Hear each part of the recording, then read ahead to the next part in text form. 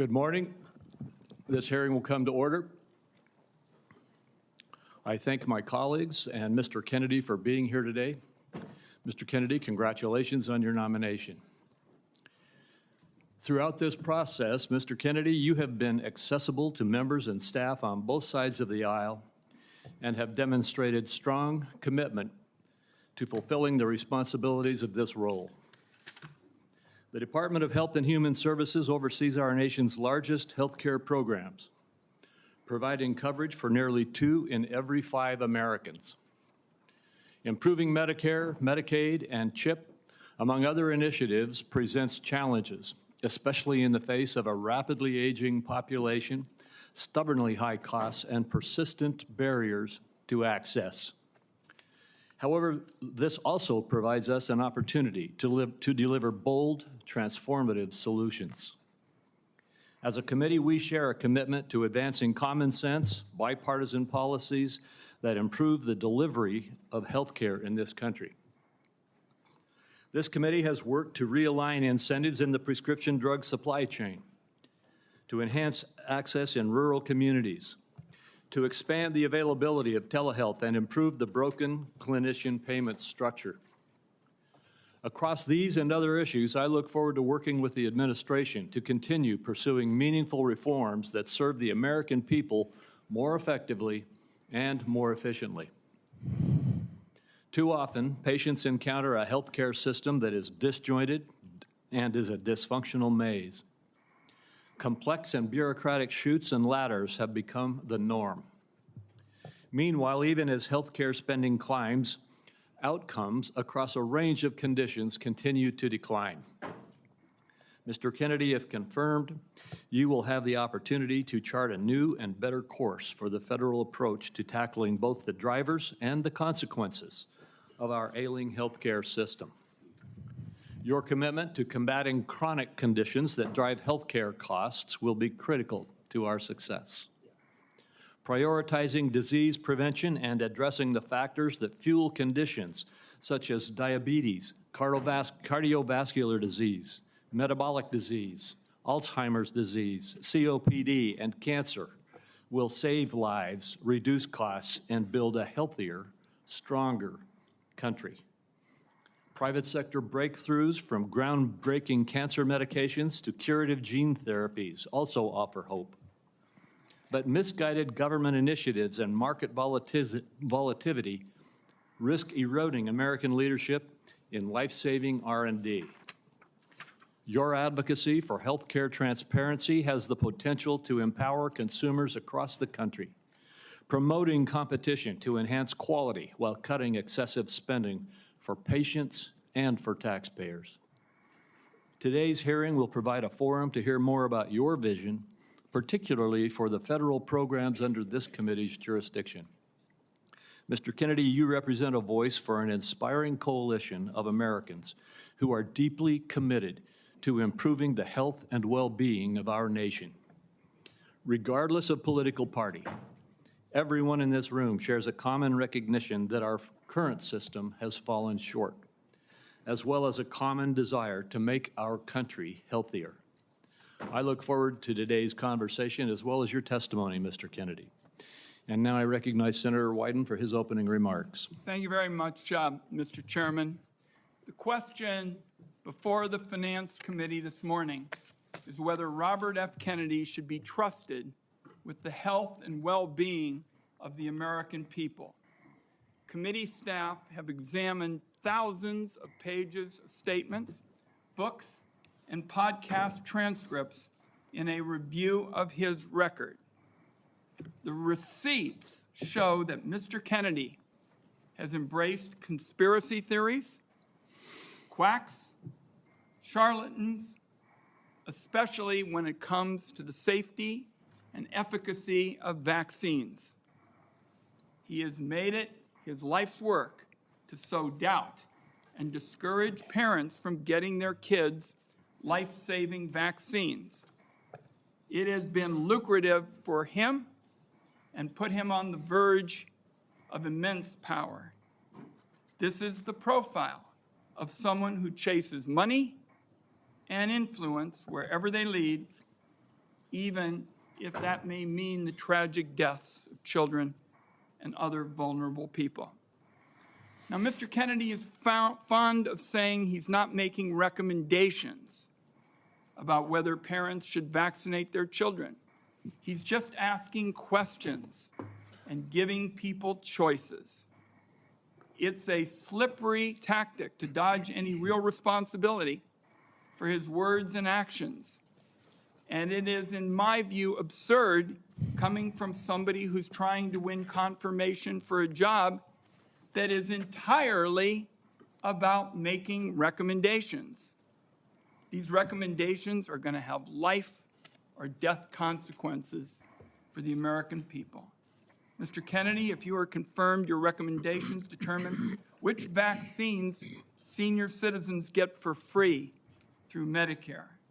Your recommendation will determine which vaccines are given to millions of kids. Peddling these anti-vaccine conspiracy theories as our chief health officer is going to endanger the lives of kids and seniors across the nation. Just look at what happened when Mr. Kennedy inserted himself into an anti-vaccination crisis in the island nation of Samoa. He traveled there himself to push his views and pour fuel on the fire of a measles outbreak that began due to low vaccination rates. In the end, 83 Samoans died, mostly kids, from a disease that is easily preventable. Americans cannot afford to import this experiment to our great nation. On other healthcare matters, from abortion to universal healthcare, Mr. Kennedy has changed his views so often it is nearly impossible to know where he stands on so many of the basic issues that impact Americans' daily lives. In a gobsmacking statement of irresponsibility, in November 2023, Mr. Kennedy said that he wanted to pause infectious disease research for 8 years. Mr. Kennedy has indicated he's open to restricting access to the abortion medication mifepristone, which remains a primary target of the Republican crusade against reproductive freedom. I took this on back in 1990 when I chaired the first congressional hearing on the topic. The science was clear then. It's even clearer today. Mifepristone is safe. The only reason it's under question in 2025 is because people with a political agenda have been out lying about it. Women deserve to know if Mr. Kennedy will abuse his power as our country's chief health officer to essentially implement a national abortion ban by restricting access to the safe and legal medication. Meanwhile, as the Trump budget office threw the Medicaid program into chaos yesterday, Republicans in Congress are proposing deep cuts to the program that will rip away health care from millions of Americans who count on this vital lifeline. Cuts to Medicaid of this magnitude are going to jack up the cost of health insurance. It'll shutter nursing homes and rural hospitals, deprive seniors and Americans with disabilities of home-based care. That approach amounts to handing over our nation's health system to for-profit insurance companies who've made a fortune delaying and denying care. Mr. Kennedy has virtually no knowledge or experience in handling these issues. It leaves him unprepared to take on a crisis like the nation witnessed yesterday when the Trump budget office shut down the federal Medicaid payment portal. After a careful review of Robert F. Kennedy Jr.'s statements, actions, and views, materials that I have reviewed personally and closely, I've reached the conclusion that he should not be entrusted with the health and well-being of the American people. When he's taken every side of every issue, how can this committee and the American people believe he has anything to say? Let me close by saying I believe more strongly than ever, and I have specialized in healthcare during my time in public service, that we're a turning point with regard to healthcare in America. If there's one word to describe Americans' feelings towards the healthcare system, it's disillusioned. At every single turn, people feel like they're rolling a load of dice, loaded dice, when they try to get health care. Americans are justifiably angry, fed up, and tired of a system that puts profits over patients. Instead of debating meaningful ways to improve Americans' health care, now the committee is being forced to relitigate settled science about vaccines and whether or not the federal government should help Americans get affordable health care. I know where Democrats on this Finance Committee stand when it comes to an agenda to lower costs and improve care. I must say, I cannot say the same about the nominee sitting in front of me.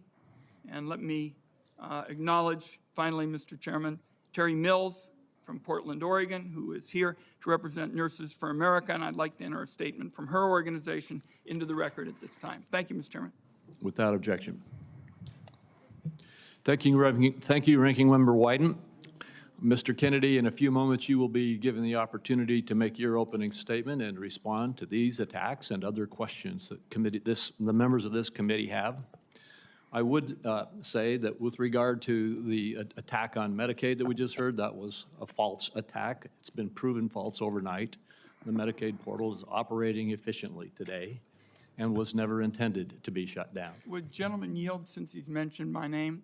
There was a significant amount of time yesterday where there was bedlam across the country over the status of the Medicaid portals. I hope it's being corrected, but there were problems all through the day. There certainly were attacks yesterday. The problem has been clarified, and the Medicaid portal is fully operational as we speak. Mr. Kennedy, before I turn the time over to you to share your opening statement, I would like to give you a brief introduction. The son of Senator Robert F. Kennedy and nephew of President John F. Kennedy, Robert Kennedy Jr. has been an advocate for consumers since 1985. After graduating from Harvard University, Mr. Kennedy studied at the London School of Economics and received his law degree from the University of Virginia Law School and a master's degree in environmental law from Pace University. He has founded 2 advocacy groups and has spent the last 40 years working to restore and protect children's health. He was a former independent candidate in the 2024 presidential election, and President Trump nominated him this year to be in November of 2024 to be the HHS secretary. In announcing his nomination, President Trump stated, "Mr. Kennedy will restore these agencies to the traditions of gold standard scientific research and beacons of transparency and end the chronic disease epidemic and make America great and healthy again." Before you give your opening statement, Mr. Kennedy, I have 4 obligatory questions that we ask all nominees before this committee. First, is there anything that you are aware of in your background that might present a conflict of interest with the duties of the office to which you have been nominated? All right. No, Mr. Chairman. Thank you. Do you know of any reason, personal or otherwise, that would in any way prevent you from fully and honorably discharging the responsibilities of the office to which you have been nominated? No, I do not. Do you agree without reservation to respond to any reasonable summons to appear and testify before any duly constituted committee of Congress if you are confirmed? Yes, I do. And finally, do you commit to providing a prompt response in writing to any questions addressed to you by any senator of this committee? Yes, I do. Thank you, Mr. Kennedy. And before you begin, if you would like to, you may introduce your wife and children. Yes. My wife, Cheryl Hines, is here. My daughter, Kit Kennedy, my son, Bobby Kennedy, his wife, Amaryllis Fox Kennedy, and my nephew, Jackson Hines, is here, too. We welcome you all. Thank you. You may proceed with your statement. Thank you, Mr. Chairman. Chairman Crapo, Ranking Member Wyden, and members of this distinguished committee, I'm humbled to be sitting here today as President Trump's nominee to oversee the U.S. Department of Health and Human Services. I want to thank President Trump for entrusting me to deliver on his promise to make America healthy again. I also want to thank Cheryl and Kik and Bobby and all of my other children who are here today, and all the many members of my large extended family for the love that they have so generously shared. Ours has always been a family that has been involved in public service, and I look forward to continuing that tradition. My journey into the issue of health began with my career as an environmental attorney, working with hunters and fishermen and mothers in the small town in the Hudson Valley and along the Hudson River. I learned very early on that human health and environmental injuries are intertwined. The same chemicals that kill fish make people sick also. Today, Americans' overall health is in grievous condition. Over 70% of adults and a third of children are overweight or obese. Diabetes is 10 times more prevalent than it was during the 1960s. Cancer among young people is rising by 1 or 2% a year. Autoimmune diseases, neurodevelopmental disorders, Alzheimer's, asthma, ADHD, depression, addiction, and a host of other physical and mental health conditions are all on the rise, some of them exponentially. The United States has worse health than any other developed nation, yet we spend more on healthcare, at least double, and in some cases triple, as other countries. Last year, we spent $4.8 trillion, not counting the indirect costs of missed work. That's almost a fifth of GDP. It's tantamount to a 20% tax on the entire economy. No wonder America has trouble competing with countries that pay a third of what we do for health and have better outcomes and a healthier workforce. But I don't want to make this too much about money. It's the human tragedy that moves us to care. President Trump has promised to restore America's global strength and to restore the American dream, but he understands we can't be a strong nation when our people are so sick. A healthy person has 1,000 dreams. A sick person has only one. Today, over half of our countrymen and women are chronically ill. When I met with President Trump last summer, I discovered that he is more than just concern for this tragic situation, but genuine care. President Trump is committed to restoring the American dream, and 77 million Americans delivered a mandate to him to do just that, due in part to the embrace and elevation of the Make America Healthy Again movement. This movement, led largely by Maha moms from every state, you can see many of them behind us today, and in the hallways and in the lobbies, is one of the most transcendent and powerful movements I've ever seen. I promised President Trump that if confirmed, I will do everything in my power to put the health of Americans back on track. And I've been greatly heartened to discover a deep level of care among members of this committee, too, both Democrats and Republicans. I came away from our conversations confident that we can put aside our divisions for the sake of a healthier America. For a long time, the nation has been locked in a divisive healthcare debate about who pays.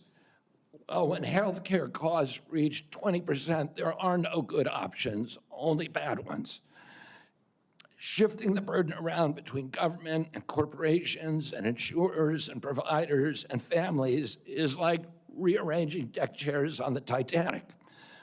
Our country will sink beneath a sea of desperation and debt if we don't change the course and ask, why are healthcare costs so high in the first place? The obvious answer is chronic disease. The CDC says 90% of healthcare spending goes toward managing chronic disease, which hits lower income Americans the hardest.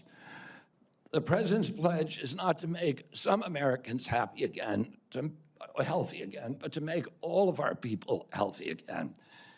There is no single culprit in chronic disease. Much as I have criticized certain industries and agencies, President Trump and I understand that most of their scientists and experts genuinely care about American health.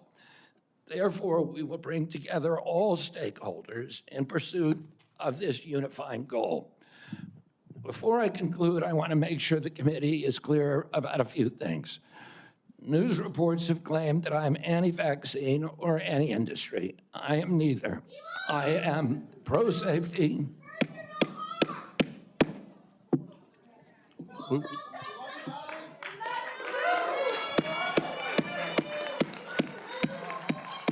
We'll have order.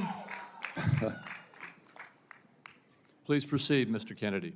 I am pro-safety. I worked for years to raise awareness about the mercury and toxic chemicals in fish, and nobody called me anti-fish.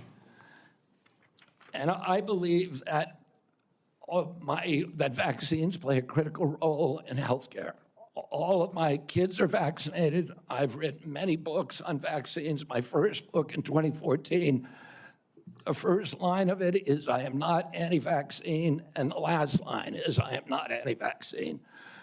Nor am I the enemy of food producers. American farms are the bedrock of our culture, of our politics, of our national security.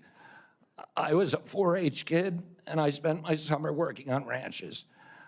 I went to work with our farmers. I want to work with our farmers and food producers to remove burdensome regulations and unleash American ingenuity. MAHA simply cannot succeed without a partnership, a full partnership of American farmers. In my advocacy, I've often disturbed the status quo by asking uncomfortable questions. Well, I'm not going to apologize for that. We have massive health problems in this country that we must face honestly. And the first thing I've done every morning for the past 20 years is to get on my knees and pray to God that he would put me in a position to end the chronic disease epidemic and to help America's children. That's why I'm so grateful to President Trump for the opportunity to sit before you today and seek your support and partnership in this endeavor. I will conclude with a promise. The members of this committee, to the President, and to all the tens of millions of parents across America, especially the moms, who have propelled this issue to center stage. Should I be so privileged as to be confirmed, we will make sure our tax dollars support healthy foods. We will scrutinize the chemical additives in our food supply. We will remove financial conflicts of interest from our agencies. We will create an honest, unbiased, gold standard science at HHS, accountable to the President, to Congress, and to the American people. We will reverse the chronic disease epidemic and put the nation back on the road to good health. Thank you. Thank you, Mr. Kennedy. Mr. Kennedy, I will begin. Each of us will have 5 minutes to ask you questions, and then at the conclusion of the hearing, if there are further questions, there will be an opportunity for those questions to be submitted to you, and I ask that you respond to them promptly. Mr. Kennedy, you have emphasized the importance of nutrition in preventing and managing chronic disease, improving health outcomes, and reducing health costs. I share your interest in the relationship between our diet and our well-being. And if confirmed, I look forward to partnering with you on those efforts. Would you share with the committee why you are passionate about the nutrition-oriented disease prevention and what you have learned? Yes, Mr. Chairman. I had 11 brothers and sisters. I had dozens of first cousins. I was raised in a time where we did not have a chronic disease epidemic. When my uncle was president, 2% of American kids had chronic disease.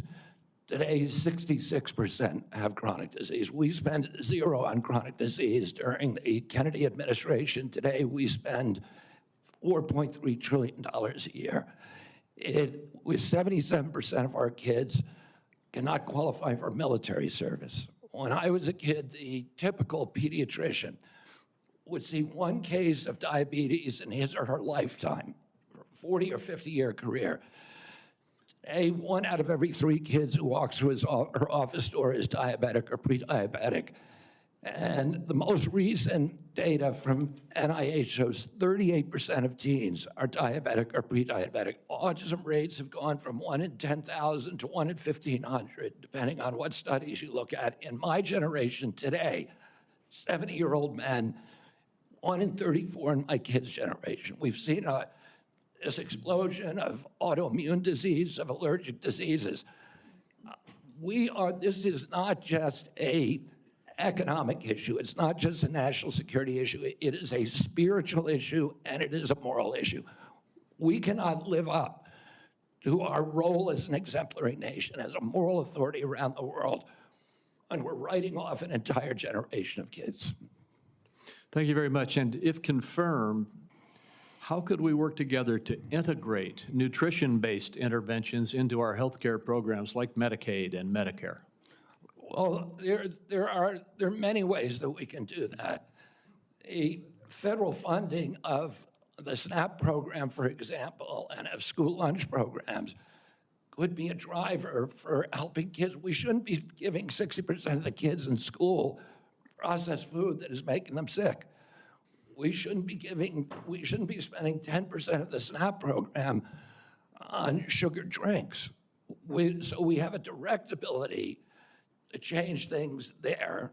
We also, in Medicaid and Medicare, we need to focus more on outcome-based medicine, on putting people in charge of their own health care, of making them accountable for their own health care so they understand the relationship between eating and getting sick. Most importantly, we need to deploy NIH and FDA to doing the research to understand the relationship between these different food additives and chronic disease so that Americans understand it and make sure that Americans are aware. But I don't want to take food away from anybody. If you like a cheeseburger, a McDonald's cheeseburger, a Diet Coke, which my boss loves, and you should be able to get them. If you want to eat Hostess Twinkies, you should be able to do that. But you should know what the impacts are on your family and on your health. Thank you. Senator Wyden. Thank you very much, Mr. Chairman. Before I begin my questions, I'd like to start by entering into the record a letter the committee received from Ambassador Carolyn Kennedy outlining what she believes is Mr. Kennedy's lack of personal fitness for the office. Without objection. Mr. Kennedy, you have spent years pushing conflicting stories about vaccines. You say one thing, and then you say another. In your testimony today under oath, you denied that you were anti-vaccine. But during a podcast interview in July of 2023, you said, quote, "No vaccine is safe and effective." In your testimony today, in order to prove you're not anti-vax, you note that all your kids are vaccinated. But in a podcast in 2020, you said, and I quote, "You would do anything, pay anything to go back in time and not vaccinate your kids."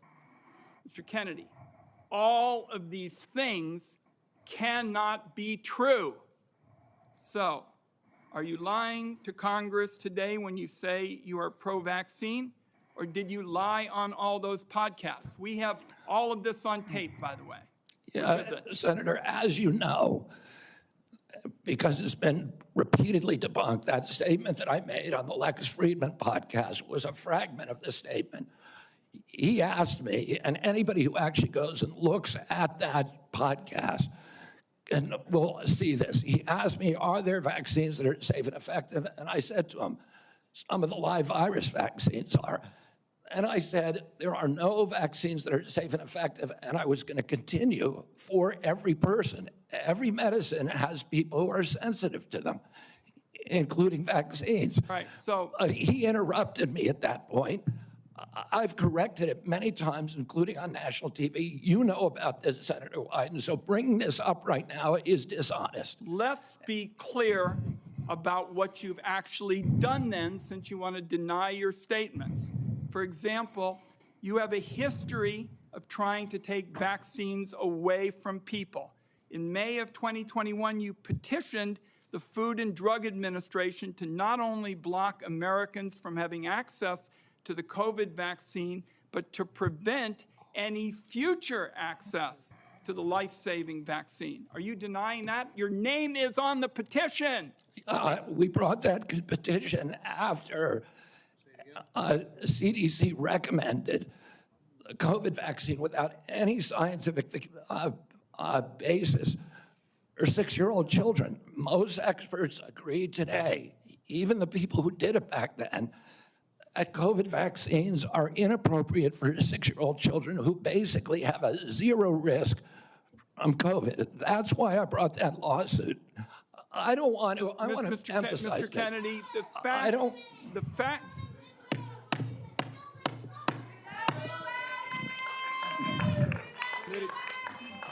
The committee will be in order. And to the audience, Senator, I'm not against if you'll hold vaccine. off for a second, Mr. Kennedy, to the audience. Comments from the audience are inappropriate and out of order. And if there are any further disruptions, the committee will recess until the police can restore order. Please follow the rules of the committee. Mr. Kennedy, you may proceed. I also want to point out that your recitation of what happened in Samoa is absolutely wrong, and you know it's wrong, and you know it's wrong. We'll get to that in a moment. Right now, we're talking about the petition that you filed to block Americans from having access to the vaccine and to prevent any future access to the vaccine. Those facts are on the record. My third question to you is, you made almost $5 million from book deals, mostly promoting junk science. In 2021, in a book called The Measles Book, you wrote that parents had been, quote, misled into believing that measles is a deadly disease and that measles vaccines are necessary, safe, and effective. The reality is measles are in fact deadly and highly contagious, something that you should have learned after your lies contributed to the deaths of 83 people, most of them children, in a measles outbreak in Samoa. So my question here is, Mr. Kennedy, is measles deadly, yes or no? The death rate from measles historically in this country in 1963, the year before the introduction of the vaccine, was 1 in 10,000. Let me explain what happened in Samoa. In Samoa in 2017 or 2015, there were 2 kids who died following the MMR vaccine. And the vaccination rates in Samoa dropped precipitously from about 63% to the mid-30s, so they've never been very high. And in 2018, 2 more kids died following the MMR vaccine, and the government of Samoa banned the MMR vaccine. I arrived a year later when vaccination rates were already below any previous level. I went there, nothing to do with vaccines. I went there to introduce a medical informatics system that would digitalize records in Samoa and make health delivery much more efficient. I never gave any public statement about vaccines. You cannot find a single Samoan who will say, I didn't get a vaccine because of Bobby Kennedy. I went in June of 2019. The measles outbreak started in August. Oh, clearly I had nothing to do with the measles. Not only that, Mr. Kennedy, Senator, not only that, if you let me finish, Senator. You have had some time, If you let me finish, Senator, if you let me finish, there are 83 people died. When the tissue samples were sent to New Zealand, most of those people did not have measles. We don't know what was killing them. The same outbreak occurred in Tonga and Fiji, and no extra people died. There were 7 measles outbreaks in the 13 years prior to my arrival. I just would like to get my time back. The nominee wrote a book saying that people had been misled into believing that measles is a deadly disease. He's trying now to play down his role in Samoa. That's not what the parents say. That's not what Governor Green says. It's time to make sure that we blow the whistle on actually what your views are. At least we're starting. We need to move Senator, on. I support the measles vaccine. I support the polio vaccine. I will do nothing as HHS secretary makes it difficult or discourages people from taking either of those Anybody vaccines. who believes that ought to look at the measles book you wrote saying parents have been misled into believing that measles is a deadly disease. That's not true. We need to move on. Senator Grassley. Welcome. I'm going to do like I did in my office. I'm just going to make some points to you. I got about 7 I want to quickly get done. And then at the end, I'm going to ask if you disagree with anything I say and then address those things you disagree with. I'll make sure I save time for you to do that. A key responsibility of each member of Congress is oversight. Oversight allows us to hold bureaucrats accountable to the rule of law, and it helps keep faith with taxpayers. I expect HHS to provide timely and complete responses to congressional oversight. Number 2, PBMs, something you and I discussed in our office. I've been working to hold pharmacy benefit managers accountable in order to lower prescription drug prices. I expect you to work with us to hold PBMs accountable, and that may even asking your support for legislation that's before the Congress. Drug pricing. Senator Durbin and I have, for a while, been trying to get a bill passed that requires price disclosures on TV ads for prescription drugs. Knowing what something costs before buying it is just common sense. President Trump tried to do this by regulation in his first term. Vice President Vance co-sponsored our bill last Congress. I ask you to support this bill, or if you can do it by regulation, to do it by regulation. On rural health care, the previous administration dragged its feet in opening up slots for rural community hospital demonstration programs. It also ignored concerns from rural pharmacies when implementing changes to Medicare Part D, and ignored rural needs when it comes to distributing physician residency slots. I expect you to prioritize rural Americans' health care needs.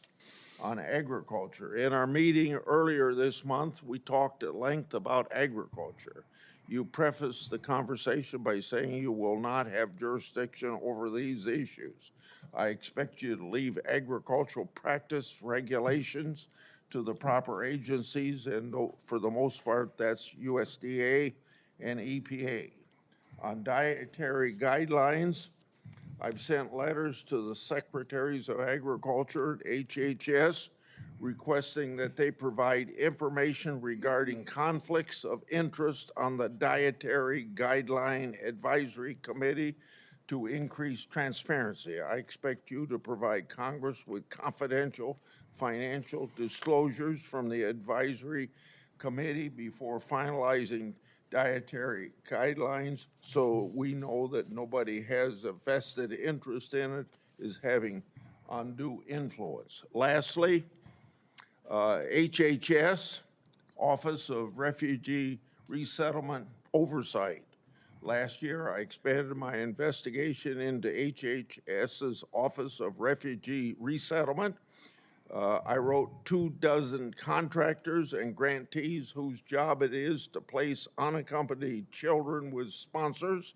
In many cases, children have been placed with improper vetted sponsors, placing them at risk of trafficking.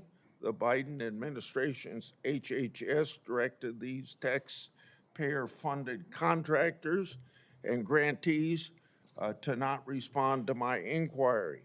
This is obstruction by the executive branch. I expect you to produce to me the records and data I've requested and instruct HHS contractors to fully cooperate with my investigation. I also expect HHS to not retaliate against any whistleblowers, including those who identify ORR's failures in vetting sponsors of unaccompanied. You got 45 seconds to respond if you want to. I agree with all of those provisions, Senator. My approach to administration HHS will be radical transparency.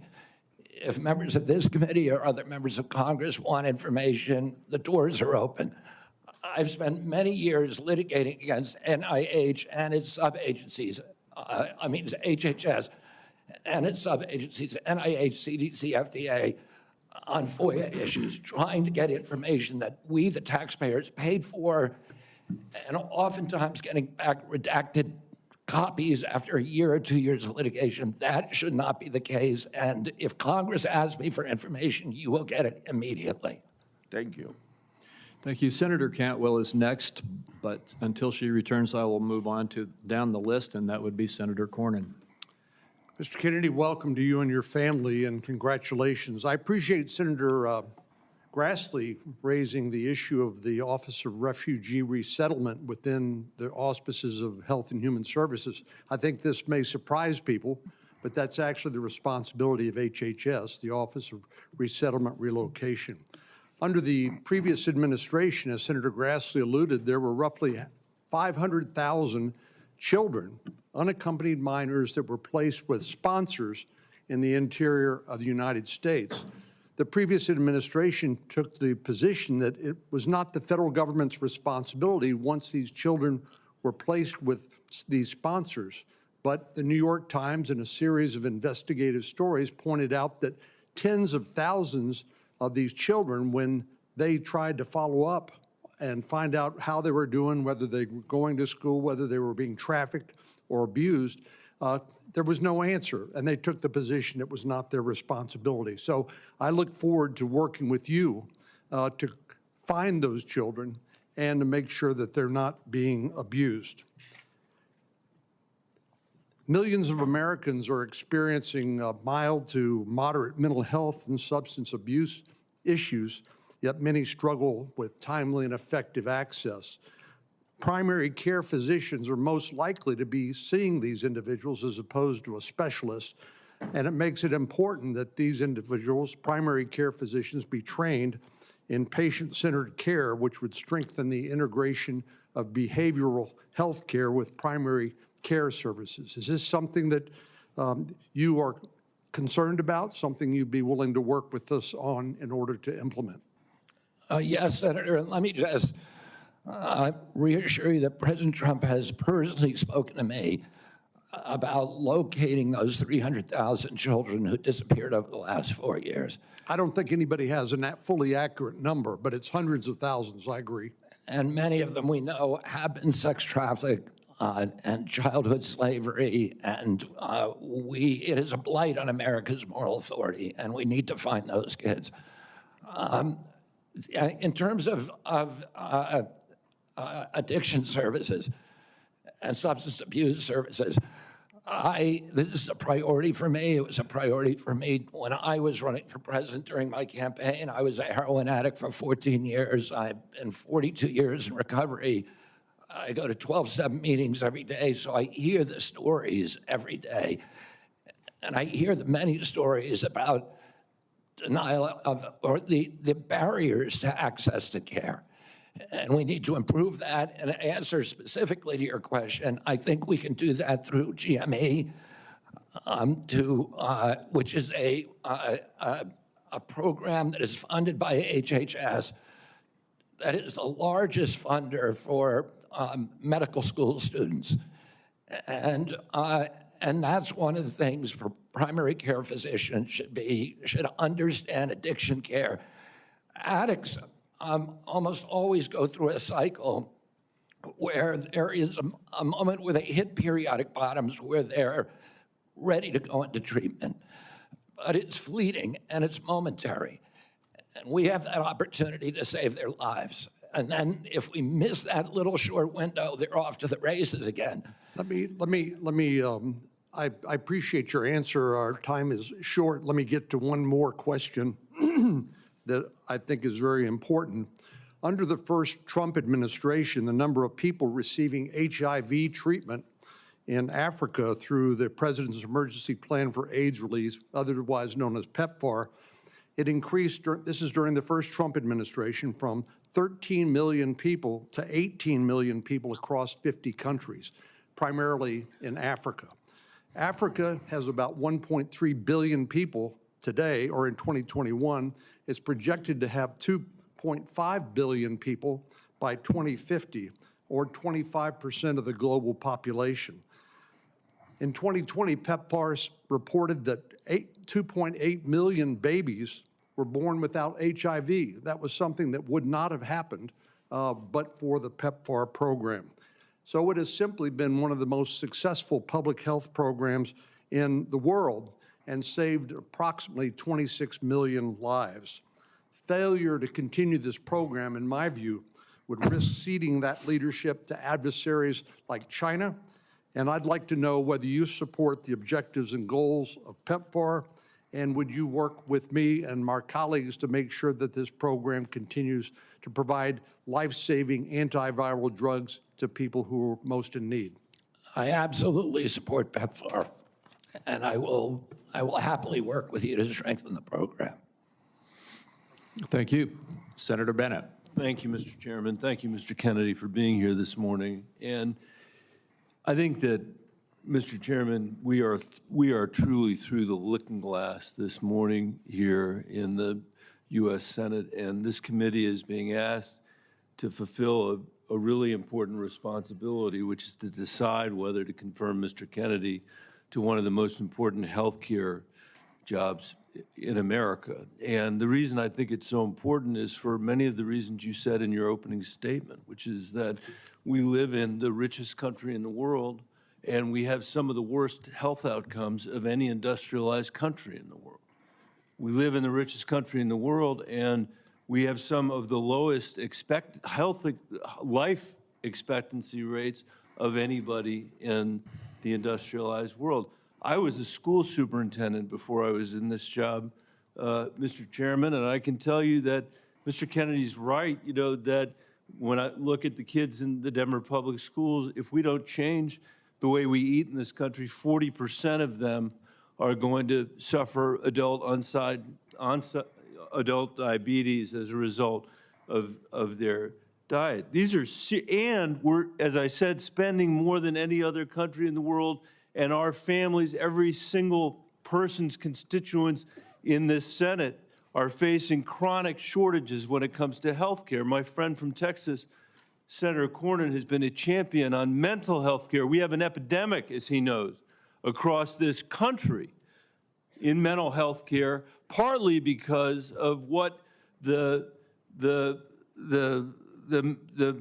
massive social media platforms that were sitting behind the President of the United States have inflicted on our children for their profit in the last decade or so. So we have no shortage of challenges to confront, and I even agree with some of the diagnosis of Mr. Kennedy. What is so disturbing to me is that out of 330 million Americans, we're being asked to put somebody in this job who has spent 50 years of his life not honoring the tradition that he talked about at the beginning of this conversation, but peddling in half-truths, peddling in false statements, peddling in theories that, create doubt about whether or not things that we know are safe are unsafe. Not that every vaccine in America is unsafe, not that you can't possibly have an adverse reaction, but that parents and children in my old school district and school districts all over this country would be better off not getting vaccinated than getting vaccinated.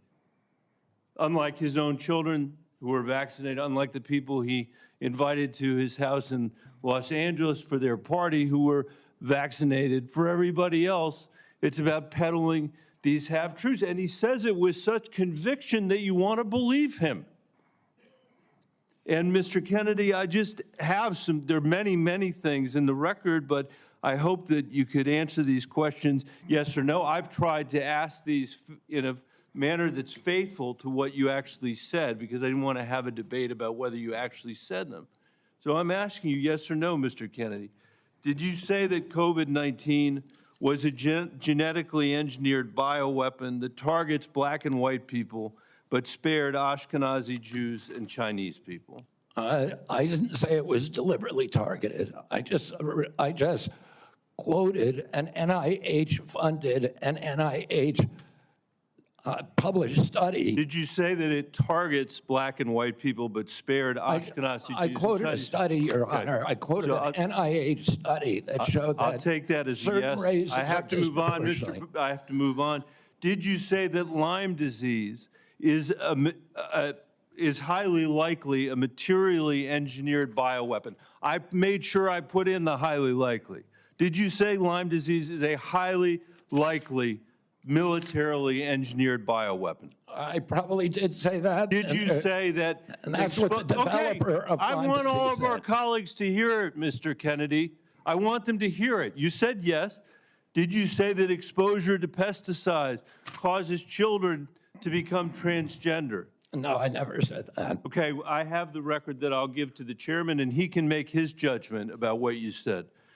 Did you write in your book, and it's undeniable, that African AIDS is an entirely different disease from Western AIDS?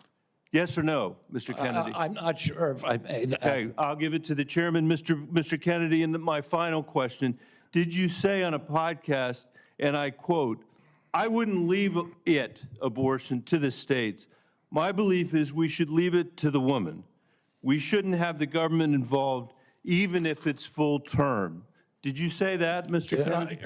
Senator, I believe that every abortion is a tragedy. Did you say it, Mr. Kennedy?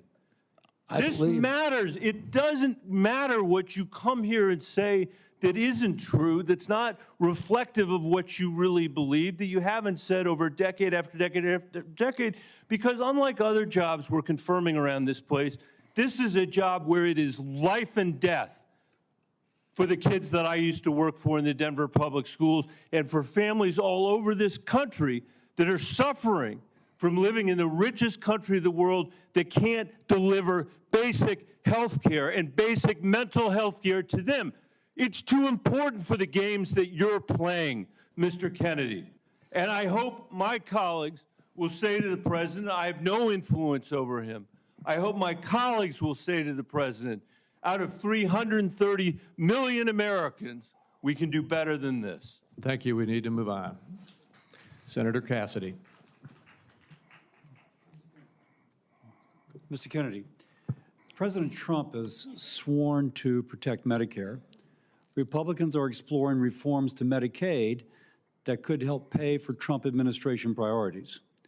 With this context, what will you do about dual eligibles? About, Dual eligibles. well, dual eligibles are not right now served very well under the system. Those are people who are eligible for both Medicaid and Medicare.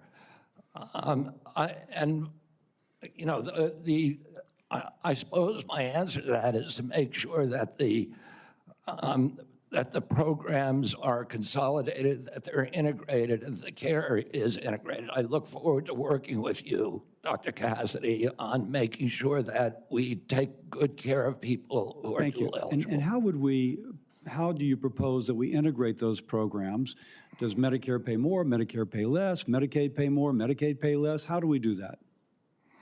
Well, I'm not exactly sure because I'm not in there. I mean, it is difficult to integrate them because Medicare is under fee-for-service. It's paid for by employer taxes. Medicaid is fully paid for by the federal government, and it's not fee-for-service. So I do not know the answer to that. I look forward to exploring options with you. Republicans, again, are looking at ways to potentially reform Medicaid to help, pay for President Trump's priorities, but to improve outcomes. What thoughts do you have regarding Medicaid reform? Well, Medicaid is not working for Americans, and it's specifically not working for the target population. Most Americans, like myself, I'm on Medicare Advantage, and I'm very happy with it. Most people who are on Medicaid are not happy. The premiums are too high, the deductibles are too high, the networks are narrow, the best doctors will not accept it in the best hospitals. And particularly, Medicaid was originally designed for a target population of the poorest Americans. it's now been dramatically expanded. And the irony of the expansion is that the poorest Americans are now being robbed. Their services have dramatically decreased, even though we've increased the price of Medicare by 60% over the last 4 years. The target population is being robbed. With We need to that figure said, out other options. obviously you've thought about that, and I appreciate that. What reforms do you recommend, again, that would improve services, I suppose, but also make it more cost efficient? Well, President Trump has given me the charge of improving quality of care and lowering the price of care for all Americans.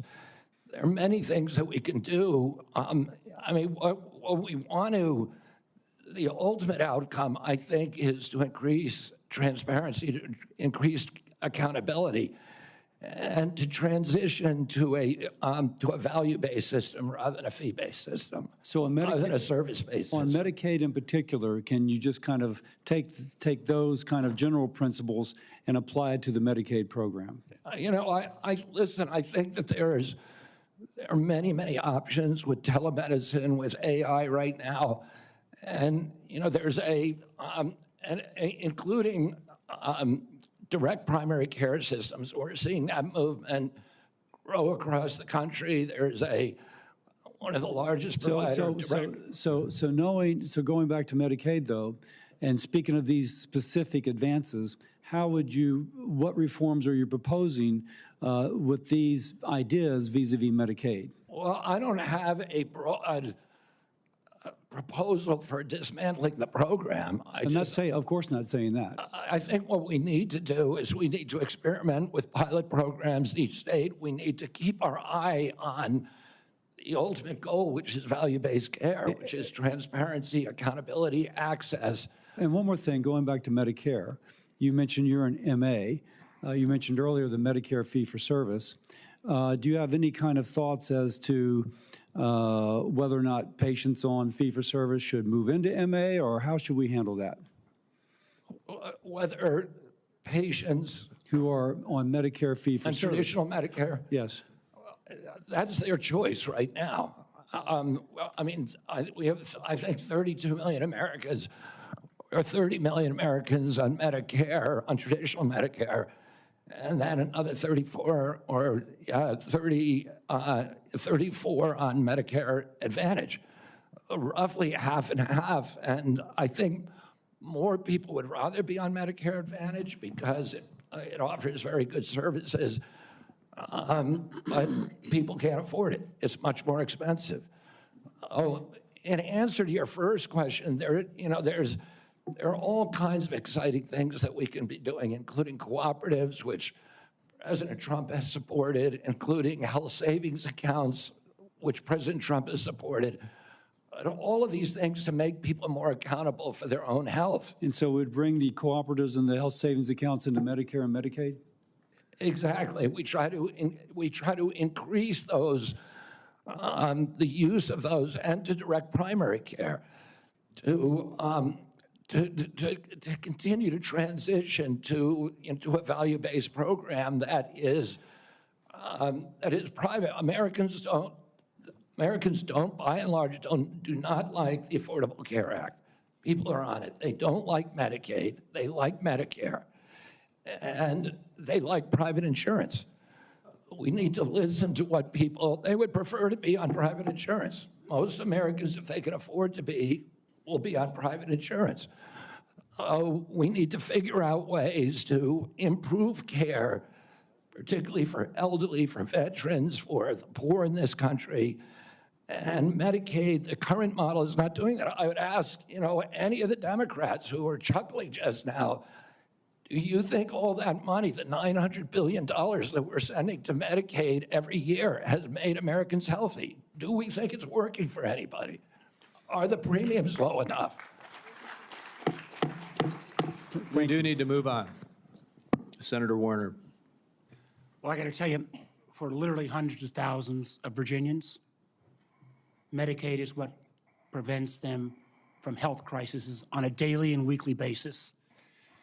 And some imaginary new plan And if there was a new plan that was to be the basis of what Trump was going to do in repealing Obamacare, I would have thought by now we'd have seen it. I got to tell you, listen. Senator, can I reply to excuse that? me, Senator, Mr. Kennedy, I got questions. I appreciate our visit. I know you take your views seriously, and I don't reflexively vote. I voted for 4 of President Trump's nominees already. Got a lot of grief from folks on this panel.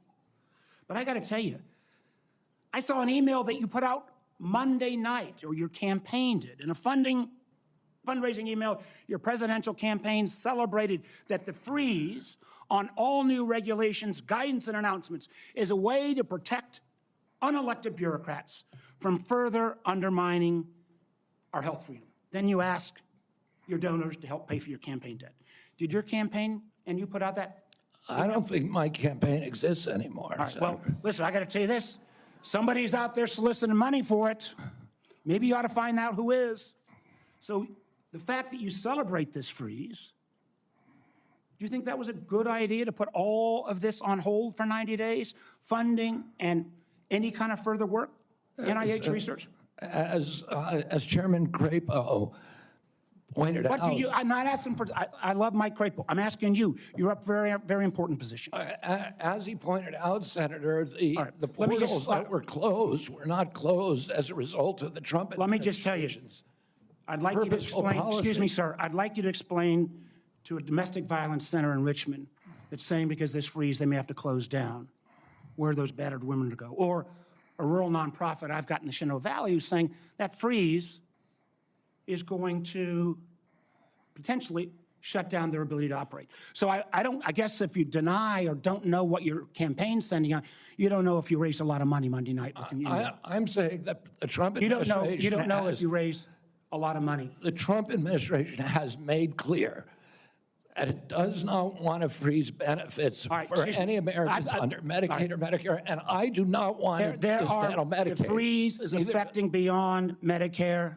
and Social Security.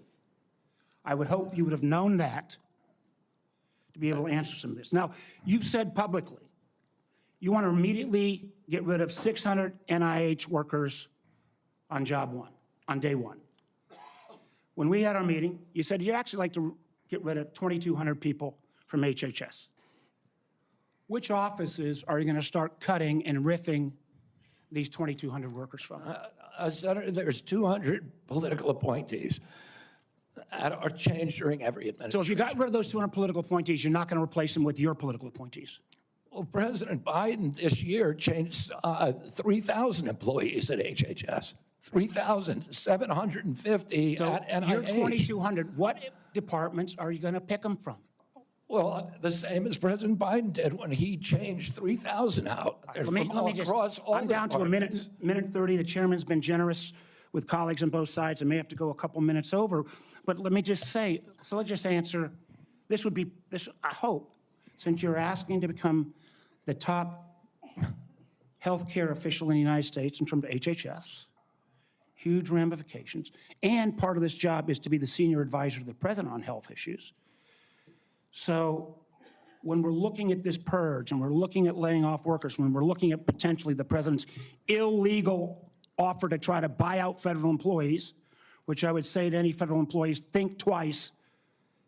Has this individual in his business world ever fulfilled his contracts or obligations to any workers in the past? But if you are in this position, will you pledge that you will not fire federal employees who work on food safety, work on trying to preventing things like salmonella?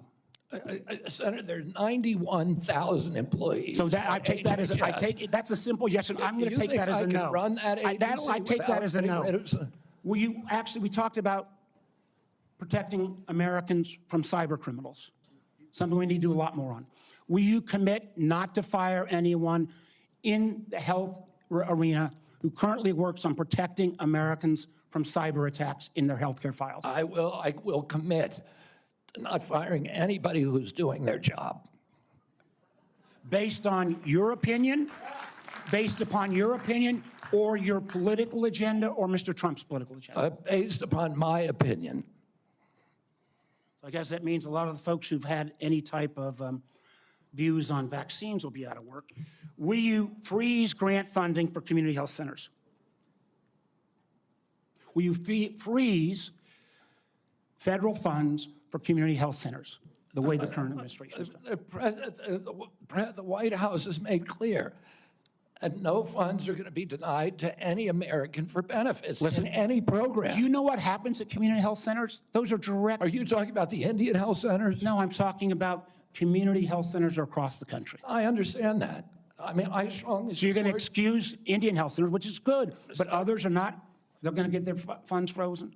I strongly support community health centers, as does the president. He So does that not mean want- you're not going to freeze the funding that is currently frozen? The White Or you'll House work has on made freeze it? clear that none of that funding is supposed to be frozen. Sir, the direct payments are different than how the government operates. We fund the federal government down to community health centers. As a former governor, there's lots and lots of state programs that are related to health care that come from the federal government, they come down to the state, then it goes to local programs. All of those don't directly pay out $1 at a time, but they come from federal funding. They are all, even though they keep changing the guidance on a minute-by-minute basis, based upon 9:45 or 10:30 or 10:45, whatever time it is today, those funds are still frozen. Sir, I just honestly, I want to give you a fair shot, but I don't feel like you approach this job with the knowledge and candidly your willingness not to commit. Try to recommend to the president to make sure these funds are unfrozen and that people's lives are at stake is a very disappointing answer. Thank you, Mr. Chairman. Senator Lankford. Chairman, thank you. Mr. Kennedy, it's good to see you again. We had some great visits in my office. We've done some follow-up calls to be able to go through. You and I have talked about 100 different issues and backgrounds and things. You've been able to address a lot of them today and just different questions to be able to clear up social media rumors and the things that are out there on it. So I do appreciate that. We've talked about pharmacy benefit managers. We've talked about the nursing home rule the Biden administration put down. We talked about your views on agriculture and commercial and row crop agriculture. We've talked about food issues, and you made it very, very clear. You're not going to tell Americans what to eat, but you do want Americans to know what they're eating. And I think that's a pretty fair perspective on that. I do want to talk to you about some areas that you and I have talked about as well. We have some disagreements, you and I, on the issue of life and when life begins on that. You've been very outspoken on that, and we've had some good opportunities to be able to talk about that. Title 10 is specifically in the HHS area. This has been an area that has been interpreted for a long time, and President Trump in the first administration interpreted that rule to say that his administration will prohibit the performance, referral for, or promotion of abortion as a part of the Title X program. That he made that very clear in the first administration. Obviously, that's his decision to make again on that, on how he wants to handle that, and he's made a lot of public statements on that. The Biden administration not only reversed that, not only rescinded that rule, but they went one step the other direction.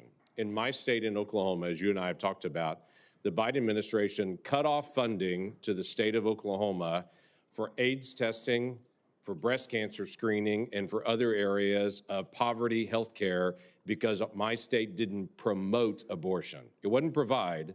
If my state wouldn't promote abortion in the state, we got cut off for federal funds for AIDS testing and for other things. My simple question to you is, how are you going to handle Title X on that? I saw how President Biden handled that in the punitive measures that came on my state for those that are in rural health care. How are you going to handle Title X? I'm going to support President Trump's policies on Title X. I agree with President Trump that every abortion is a tragedy. I agree with him that we cannot be a moral nation if we have 1.2 million abortions a year. I agree with him that the states should control abortion. President Trump has told me that he wants to end late-term abortions, and he wants to protect conscious exemptions, and that he wants to end federal funding for abortions here or abroad. That's Title X. I serve at the pleasure of the president. I'm going to implement his policies. Thank you for that. President Biden, when he came in, immediately closed down the Office of Civil Rights and Conscience Protections within HHS. There's a statement that's come out recently that he's going to reopen that office again to be able to protect the civil rights of Americans. One of the things that Javier Becerra did immediately when he came into HHS was conscience protections for medical professionals that were being compelled against their conscience to perform medical procedures that violated their conscience.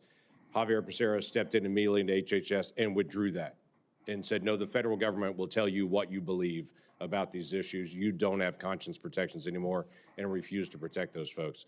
Will you step in and say that healthcare individuals have the right of conscience again, as the federal law allows? Yeah, I mean, the first thing that occurs to me when you ask that question is what patient would want somebody doing a surgery on them that, believes that the surgery is against their conscience being forced to perform that? I don't know anybody who would want to have a doctor performing a surgery that the doctor is morally opposed to. Listen, I came from a family that was split on life and choice. I have cousins today who believe that abortion at any stage is equivalent to homicide. Now, there are other people who believe the opposite. But the good thing in my family that I really loved is that we were able to have those conversations and respect each other. And I wish that we could do that nationally. And if forcing somebody to participate in a medical procedure as a provider that they believe is murder does not make any sense to me. We need to welcome diversity in this country. We need to respect diversity. And we need to respect each other when we have different opinions and not force our opinions on other people. Yeah, thank you for that. The FDA, under the Biden administration, changed the rules for the chemical abortion drug and said you no longer need to see a physician. So if you have an ectopic pregnancy or all kinds of, don't even go anymore to see a physician. But they also changed an area that has been, something that's been very particular, you've talked about a lot, and that's transparency. They changed the position and said, don't tell us if there's a side effect on this drug unless she dies. But other than that, don't tell us anymore. Literally, don't give transparent information to the American people or to the women who take this drug anymore. We don't want that reported. My question to you is, will FDA move to be able to actually give transparency to the American people and to say, this drug is no different than any other drug. We're not going to protect it just because it's political for some folks. People should know side effects on this drug, and there should be reporting. Yeah, I mean, it's against everything we believe in this country that patients or doctors should not be reporting adverse events. We need to know what adverse events are. We need to understand the safety of every drug, mifepristone and every other drug. And President Trump has made it clear to me that one of the things, he is not taking a position yet on mifepristone, a detailed position, but he's made it clear to me that he wants me to look at safety issues. And I'll ask NIH and FDA to do that. Thank you. Senator Whitehouse. Thank you, Chairman. Mr. Kennedy, I only have 5 minutes with you, and I've got a lot of experience with CMS, so you're just going to have to listen. 2 things.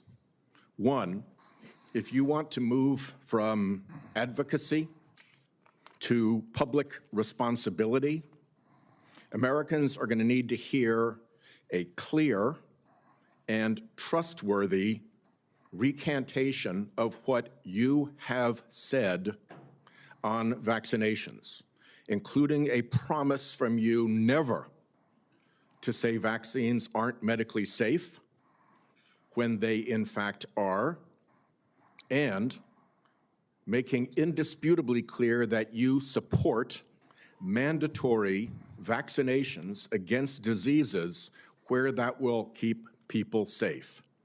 You're in that hole pretty deep. We've just had a measles case in Rhode Island, the first since 2013. And frankly, you frighten people. 2, I want to air harms that Rhode Island has experienced from a remorseless, senseless CMS bureaucracy. CMS has for years maintained a reimbursement system that the bureaucracy could never explain, never justify, that persistently pays Rhode Island providers less than neighboring Massachusetts and Connecticut providers, a differential of 23 and 26% in our regional healthcare market. The Pending Ahead program can begin to remedy this, at least for value-based care, and it must. There has to be payment parity in the region. Rhode Island's healthcare system is bleeding out because we aren't paid what neighboring hospitals and doctors are paid. And the one act CMS took on this years ago was to make it worse. The CMS bureaucracy has also attacked one of the best accountable care organizations in the country, Rhode Island's Integra Family Doctors. Tried to throw them off the shared savings program because they said Integra, years ago, briefly, fell 137 patients short of the 5,000 patients that ACOs need. CMS wouldn't listen until a court found that to be unjustified, likely illegal, irreparable harm to this high-performing ACO and its patients, and contrary to the public interest. That must stop. Last, CMS has refused to approve waivers granted elsewhere for Rhode Island from rules that are stupid for Medicare patients who are nearing the end of their days. Here's what families see. Granny is home dying. She needs to transfer to a nursing home, and Medicare insists on putting her 3 days and 2 nights in a hospital. Expensive, frightening to Granny and the family, and stupid. Granny's home dying and can't get palliative and curative care together. Inhumane and stupid. Granny's home dying and can't get home care if she can still get out into the yard or be driven to see the shore, to see Narragansett Beach, say, one more time, to recall childhood memories before she dies. Inhumane and stupid. Granny's home dying and the family's exhausted. And the respite care benefit is not to send a nurse or a caregiver, but to stuff Granny in an ambulance and haul her off to a hospital. Some respite. It's all expensive, frightening, inhumane, and stupid. But the insensate CMS bureaucracy takes a court order to be awakened to the harm they cause. I have had enough. CMS should let Rhode Island try humane end-of-life care through CMMI. Let's see if it works at a state. I bet it will save money, serve families better at a very, very delicate time, and perhaps even make a model for better health care everywhere. I've said a lot. My time is out. You're welcome to respond in writing. I ask unanimous consent that the order declaring CMS's actions to constitute irreparable and illegal harm be put into the record. Without objection. Let me just respond very briefly, Senator Whitehouse. I'm an implacable enemy of tyrannical, insensate bureaucracies and stupid rules, and I will work with you to make CMS responsive to the needs of Rhode Island and to remedy those disparities that you talk about. I am familiar with the Integra Health plan, and it is the template for what we ought to be doing is a value-based plan, and I look forward to you to making sure that we create pilot programs like this. Unfortunately, that can be Mr. Chairman. reproduced around the country. Unfortunately, Mr. Chairman, one of the things I've learned in my tenure in the Senate is that a nominee saying that they're willing to work with me amounts to exactly 0. We need to get this fixed. Thank you. Well, I guess at that point, then, we will move on to Senator Daines. Mr. Chairman, thank you. Mr. Kennedy, I'm glad to see you here this morning. I listened to your opening remarks, and you mentioned that you want to make HHS the gold standard of science. I have found my engagements with you, both behind closed doors in my office, as well as listening to you publicly, to be very thoughtful and science-based. I applaud that. I thank you for that. And I realize this will likely be a very partisan vote on this committee and on the Senate floor. But let the record state there are 3 medical doctors on this side of the dais. I'm a chemical engineer. We believe in science. I'm thankful that you do too, and you made that comment in your opening remarks. I want to talk about agriculture for a moment. We talked about our common love for Montana. You've been to Montana many times. It's a wonderful state. A lot of folks have discovered it. They watch the show Yellowstone, and people are coming and moving into our state, but it's an amazing place. But as you know, agriculture is our top economic driver in Montana. We produce some of the highest quality crops, the best livestock in the country and the world. Our farmers and our ranchers are truly some of the most effective environmental stewards in ensuring we have a safe food supply chain in the world. I share your view that protecting the integrity and safety of our food supply is of utmost importance. I appreciate the research happening in places like Montana State University to help farmers produce resilient, healthy, and safe crops, as well as their agricultural practices. You mentioned you were a 4-H kid growing up. I think our 4-H kids and our FFA kids are some of the best kids in America. My question for you, Mr. Kennedy, is if confirmed, as I'm listening to my farmers and ranchers talk about the future, will you commit to working collaboratively with partners at USDA, at the relevant federal agencies, as well as our Montana farmers and ranchers before implementing any policy that might affect or impact food supply? I absolutely will make that commitment. I have, as I shared with you, a personal commitment and a long career working with farmers. I want to make sure I understand the very, very narrow margins, the slim margins that American farmers and ranchers are dealing with.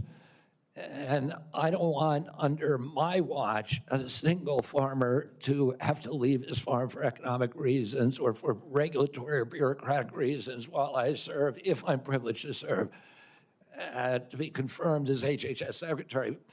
Even more important, President Trump has a very, very strong commitment to farmers. President Trump is probably historically, in modern history, the best farm president in our history. Farm income spiked for the first time in decades under his last administration. He got solid support from farmers across the country. Farm country is Trump country. Farmers across the country supported him during this election. He has specifically instructed me that he wants farmers involved in every policy, and that he wants me to work with Brooke Rollins at USDA to make sure that we preserve American farmers, that all of our policies support them. Mr. Kennedy, thank you. And if confirmed, I look forward to having you and Brooke Rollins out to Montana to spend some time with You our have farmers. my commitment to come there anytime, particularly during ski season or hunting season. Deal. I want to shift gears for a moment. As we discussed in the meeting we had in my office, mifepristone was approved in 2000. The FDA has been under scrutiny and brought to court for failure to properly assess this drug, as well as subsequent deregulations Senator Langford described that have occurred over the past 25 years. Some of these deregulations included ending the requirement that these drugs be prescribed by a doctor, ending reporting requirements for adverse events, and allowing these pills to be obtained through the mail. In fact, the FDA's own prescribing label mentioned that 3 to 5% of women taking this drug end up in the emergency room.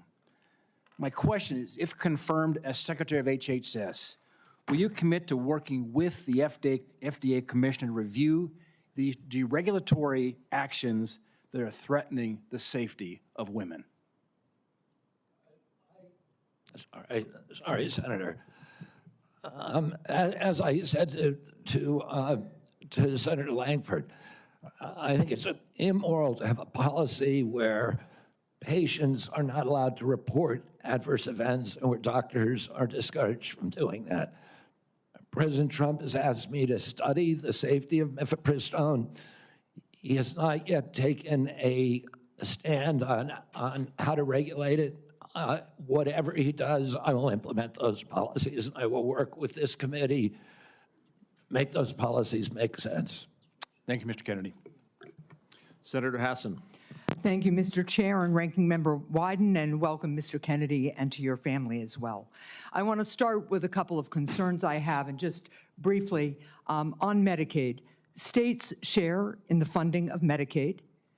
Millions of disabled children in this country are alive because of Medicaid. Millions of people with addiction in this country are in recovery because of the services provided to them by Medicaid. And millions of chronically ill people who, until Medicaid expansion was enacted, who couldn't get health care and therefore couldn't work because they were too sick, got health care through Medicaid expansion, then went back to work, and now they're on private insurance. So those are some facts about Medicaid that you might want to brush up on.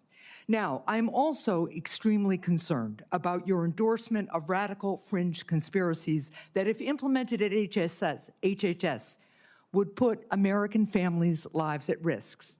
Vaccines are one of our greatest public health triumphs. And you don't need, I'm not talking about abstract medical science.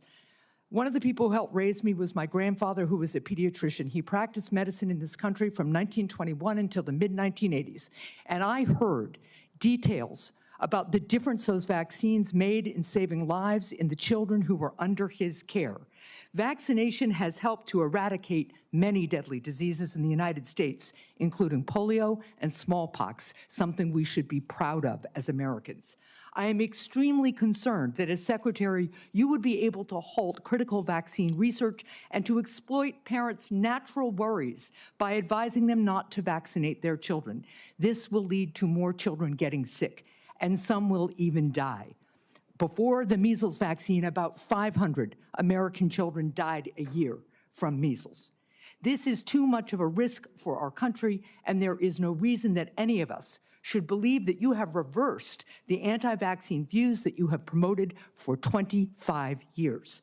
For example, you have previously falsely suggested that the polio vaccine killed many, many, many, many more people than polio ever did by causing fatal cancers, while rigorous safety studies show that to be completely false. Now, let's go to something we agree upon.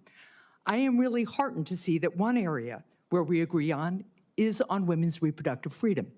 In your own words, it's not the government's place to tell people what to do with their bodies. You said that, correct? Yeah. Mr. Kennedy, in 2023, you came to New Hampshire and said, quote, I'm pro-choice. I don't think the government has any business telling people what they can or cannot do with their body. So you said that, right? Yes. Yep. But you also said we need to trust the women to make that choice because I don't trust government to make any choices. You said that too, right? Yes. It is remarkable that you have such a long record of fighting for women's reproductive freedom, and really great that my Republican colleagues are so open to voting for a pro-choice HHS secretary. So, Mr. Kennedy, I'm confused. You have clearly stated in the past that bodily autonomy is one of your core values. The question is, do you stand for that value or not? When was it that you decided to sell out the values you've had your whole life in order to be given power by President Trump? Senator, I agree with President Trump that every abortion is a tragedy, that we can't be a moral authority in this country. Right, so, but that isn't what you said back in New Hampshire in 2023. My question is exactly when did you decide to sell out your life's work and values to get this position? Senator, I agree with President Trump that every abortion is a tragedy. So what you're telling us, just to be clear, because my time is limited, is that regardless of what you believe, regardless of what values you have, if President Trump tells you to do something, you're going to do it. You said just now the discussion about mifepristone. Oh, he's asked me to study the safety of it.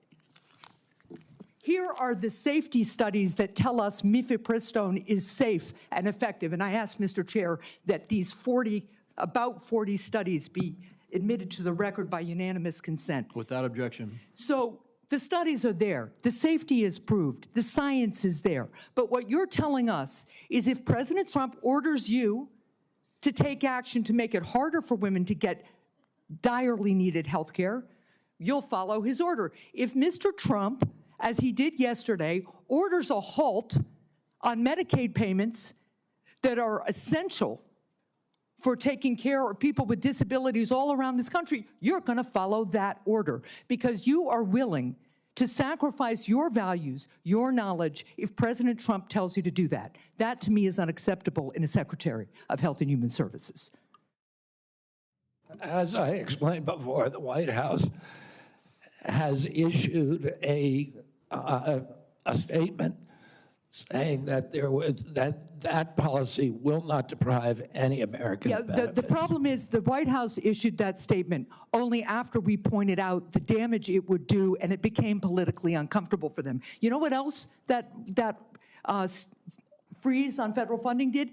It halted funds for critical research that could cure pediatric cancer. So if the president tells you to do that, you're going to stop that too. That's enough. Thank you. Senator Cortez Masto is next. Thank you. Mr. Kennedy, thank you for coming into my office and having the conversation that we did. I appreciate your passion and your belief, and you've spent years really talking about the issues that matter to you, and I appreciate that. Let me ask you a couple of questions, though I just need some clarification. Right now, there's a 40-year-old law that requires hospital ERs accepting payment from Medicare to actually provide emergency care to patients. So let's say a woman experiencing a life-threatening condition like a heart attack goes to the ER. As a lawyer, you would agree that that federal law protects her right to emergency care, correct? Yes. So now a pregnant woman with life-threatening bleeding from an incomplete miscarriage goes to the ER. Let me rephrase that so you can hear. A pregnant woman with a life-threatening bleeding from an incomplete miscarriage goes to the ER, and her doctor also determines that she needs an emergency abortion. But she's in a state where abortion is banned. You would agree also as an attorney that federal law protects her right to that emergency care, correct? I don't know. I mean, the answer to that is I don't know if the state bans Well, let it. me ask you this as an attorney. Doesn't federal law preempt state law? The federal Constitution does.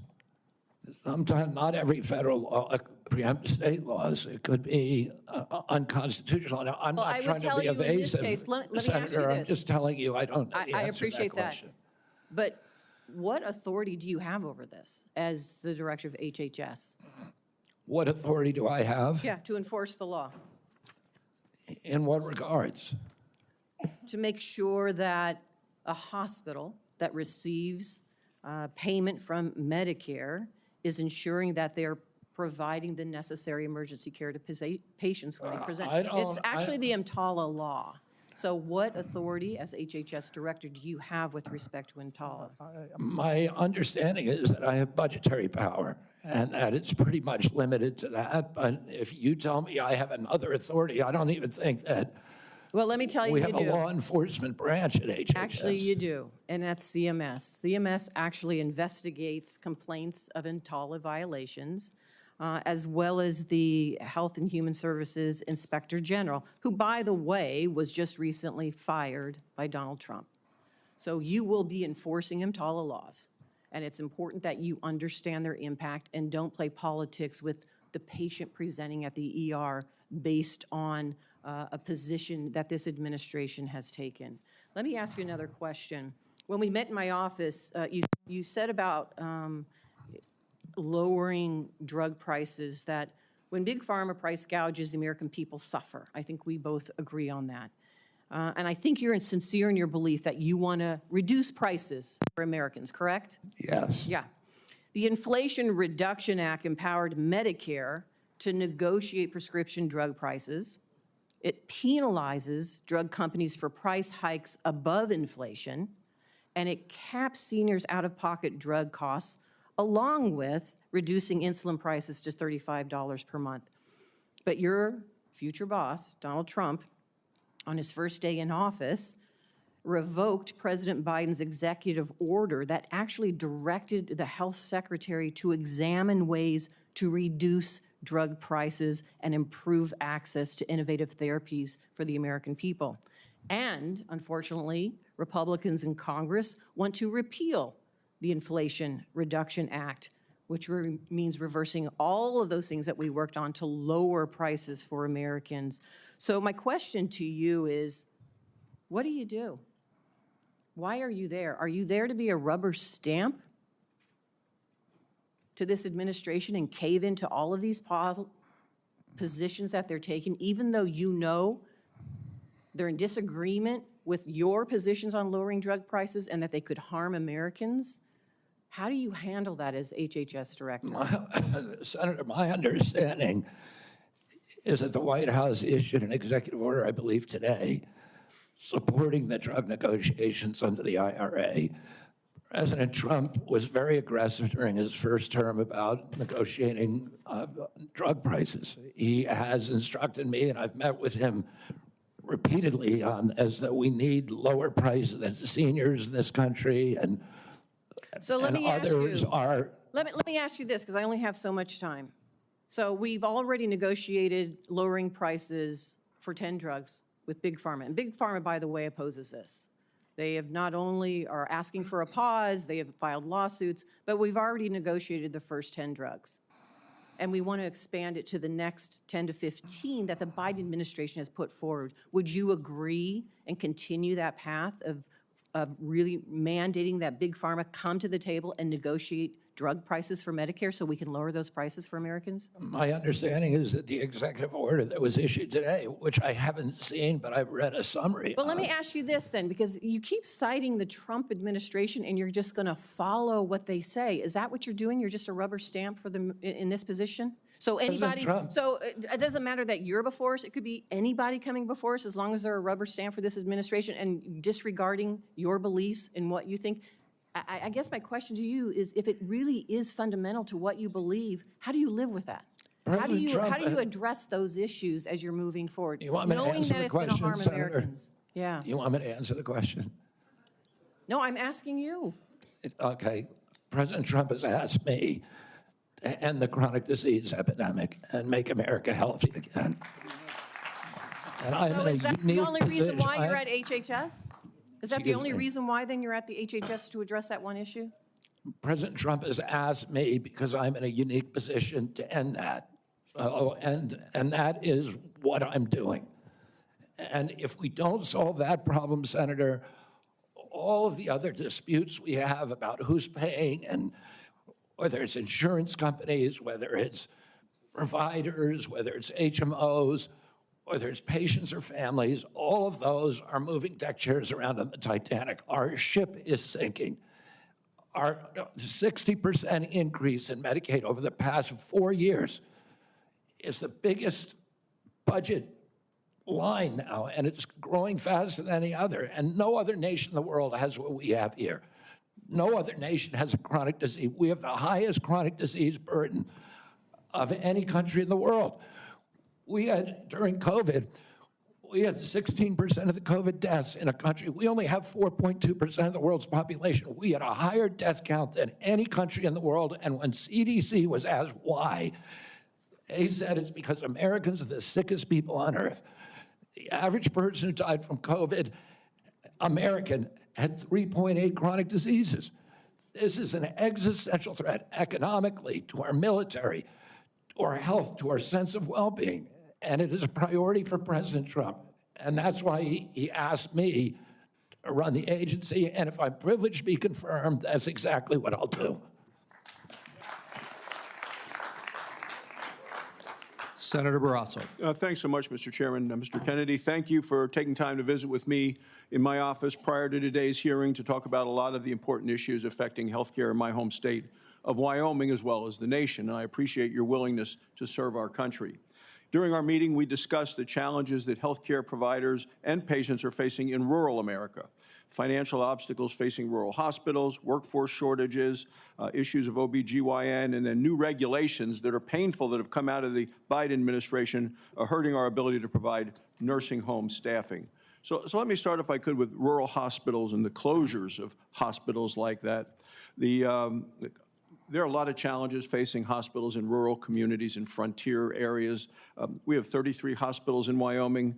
26 are really located in various locations, often hard to get to. Weather impacts them. 6 of the hospitals are at risk of closing. 2 are at immediate risk of closing in the next 2 years. 10 have had to cut available services. And this is a concern of rural hospitals in both Republican and Democrat states, either way, bipartisan. Critical that the workforce challenges, financial challenges that we're facing are addressed. Can you commit to working with us on a plan to address the critical nationwide issue of rural health care? Yes, yes, Senator. And I would say that during my visits, I visited almost 60 senators so far. And the most common unifying, I would say, issue among both Democrats and Republicans, there were 2. One was PBM reform, and the other is rural hospitals. And, you know, our nation made a commitment over 100 years ago to put up a hospital within 30 miles of every American. We generally succeeded in doing that. It's absolutely critical. It's life-saving. And rural hospitals are closing at an extraordinary rate right now. They not only provide important health care for the localities, but also they're economic drivers for localities all over this country. President Trump is determined to end the hemorrhage of rural hospitals, and he's asked me to do that through use of AI, through telemedicine, which these are innovations that I saw the other day.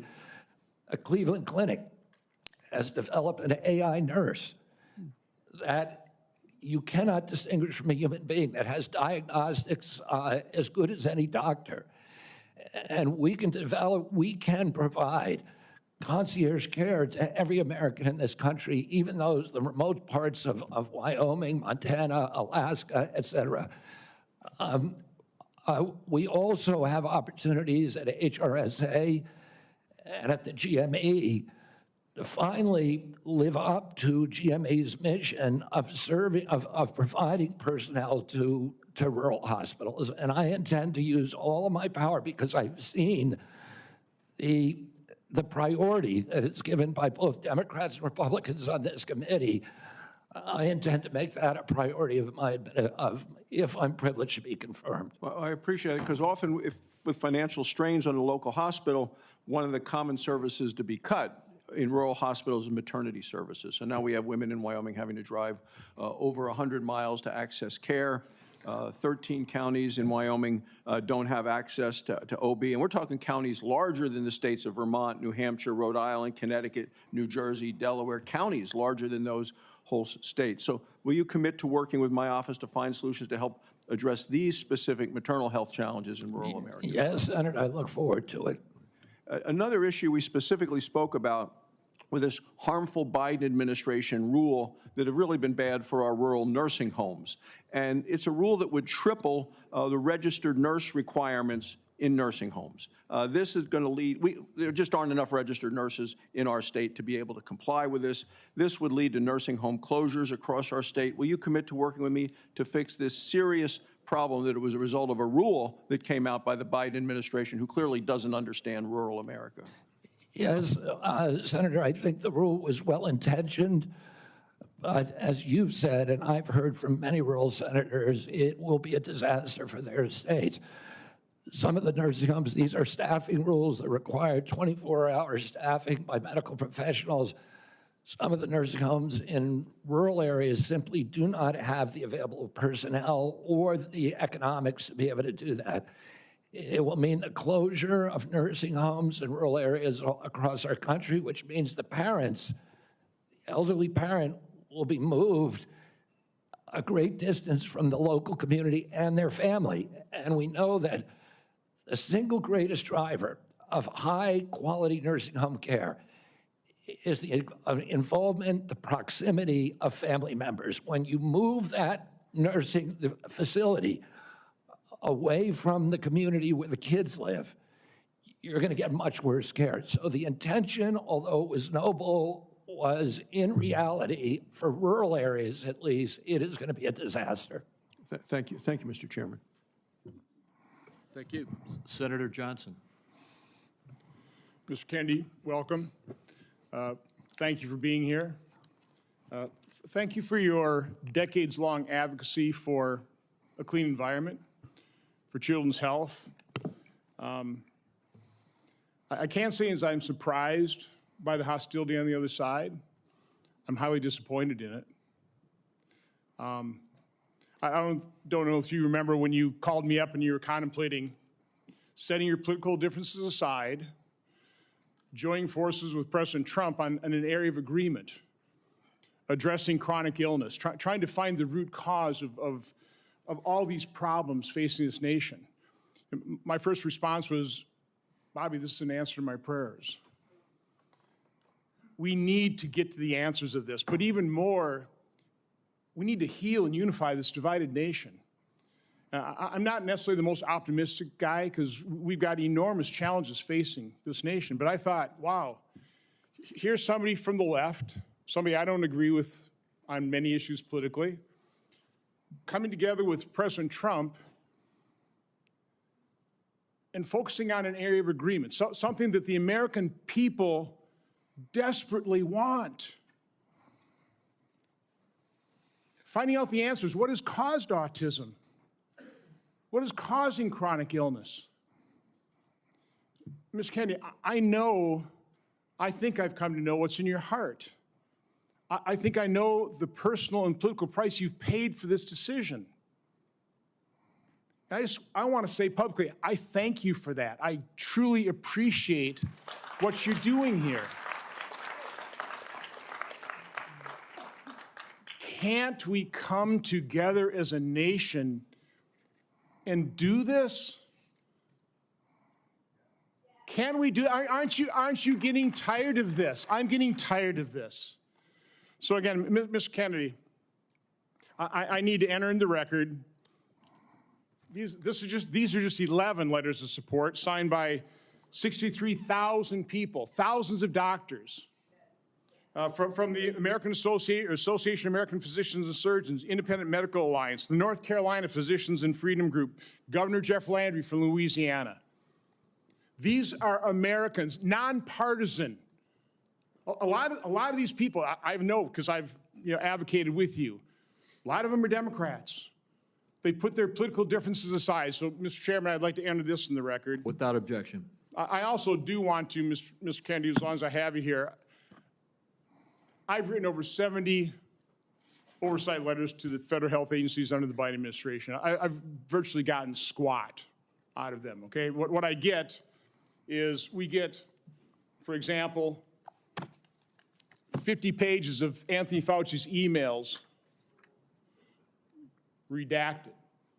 Oh, by the way, the latest one was 17 pages. Instead of issuing a health alert on the myocarditis they knew was impacting young men early in 2021, instead of issuing an alert on the Health Alert Network, they developed 17 pages of talking points. This was given to the public under a FOIA request. They had to go to court. They've got a new way of redacting. They don't black things out. They just give you white pages, so you don't even know what they have redacted. So again, I've issued a subpoena now to cover the information I've requested in 70 oversight letters. My question to you is, as Secretary of HHS, will you honor these requests from Congress, and will you make HHS transparent? Yeah, my approach to HHS, as I said before, Senator, is radical transparency. Democrats and Republicans ought to be able to come in and get information that was generated at taxpayer expense, that is owned by the American taxpayer, They shouldn't get redacted documents. Public health agencies should be transparent. And if we want Americans to restore trust in the public health agencies, we need transparency. I want to say something about what you first said. When I launched my campaign, it was about uniting Americans, Democrats and Republicans. There's no issue that should unite us more than this chronic health epidemic. There's no such thing as Republican children or Democratic children. These are our kids. 66% of them are damaged. I know what a healthy kid looks like because I had so many of them in my family. I didn't know anybody with a food allergy growing up, peanut allergy. Why do 5 of my kids have allergies? Why are we seeing these explosions in diabetes, rheumatoid arthritis, neurological diseases, depression, all of these things that are related to toxics in the environment? Why can't we just agree with each other to put differences about so many issues, intractable issues aside, and say, we're going to end this? I don't think anybody is going to be able to do this like I have because of my peculiar experience, because I've litigated against these agencies. When you litigate against them, you get a PhD in corporate capture and how to unravel it. I've written 6 books about these agencies. I know a lot about them and I know how to fix it. And there's nobody who will fix it the way that I do because I'm not scared of vested interests. I don't care. I'm not here because I want a position or a job. I have a very good life and a happy family. This is something I don't need. I want to do this because we're going to fix it. And the other thing is we are attracting now a caliber of people to HHS like never before in history. And they're entrepreneurs, they're disruptors, they're innovators of immense talent that are walking away, many of them from growing concerns. They're not coming there for position. They're coming there because they want to save our country. And they're from across the political spectrum. And all these Democrats are opposed to me for partisan issues. They used to be my friends. Agreed with me on all the environmental issues that I've been working on for my whole career.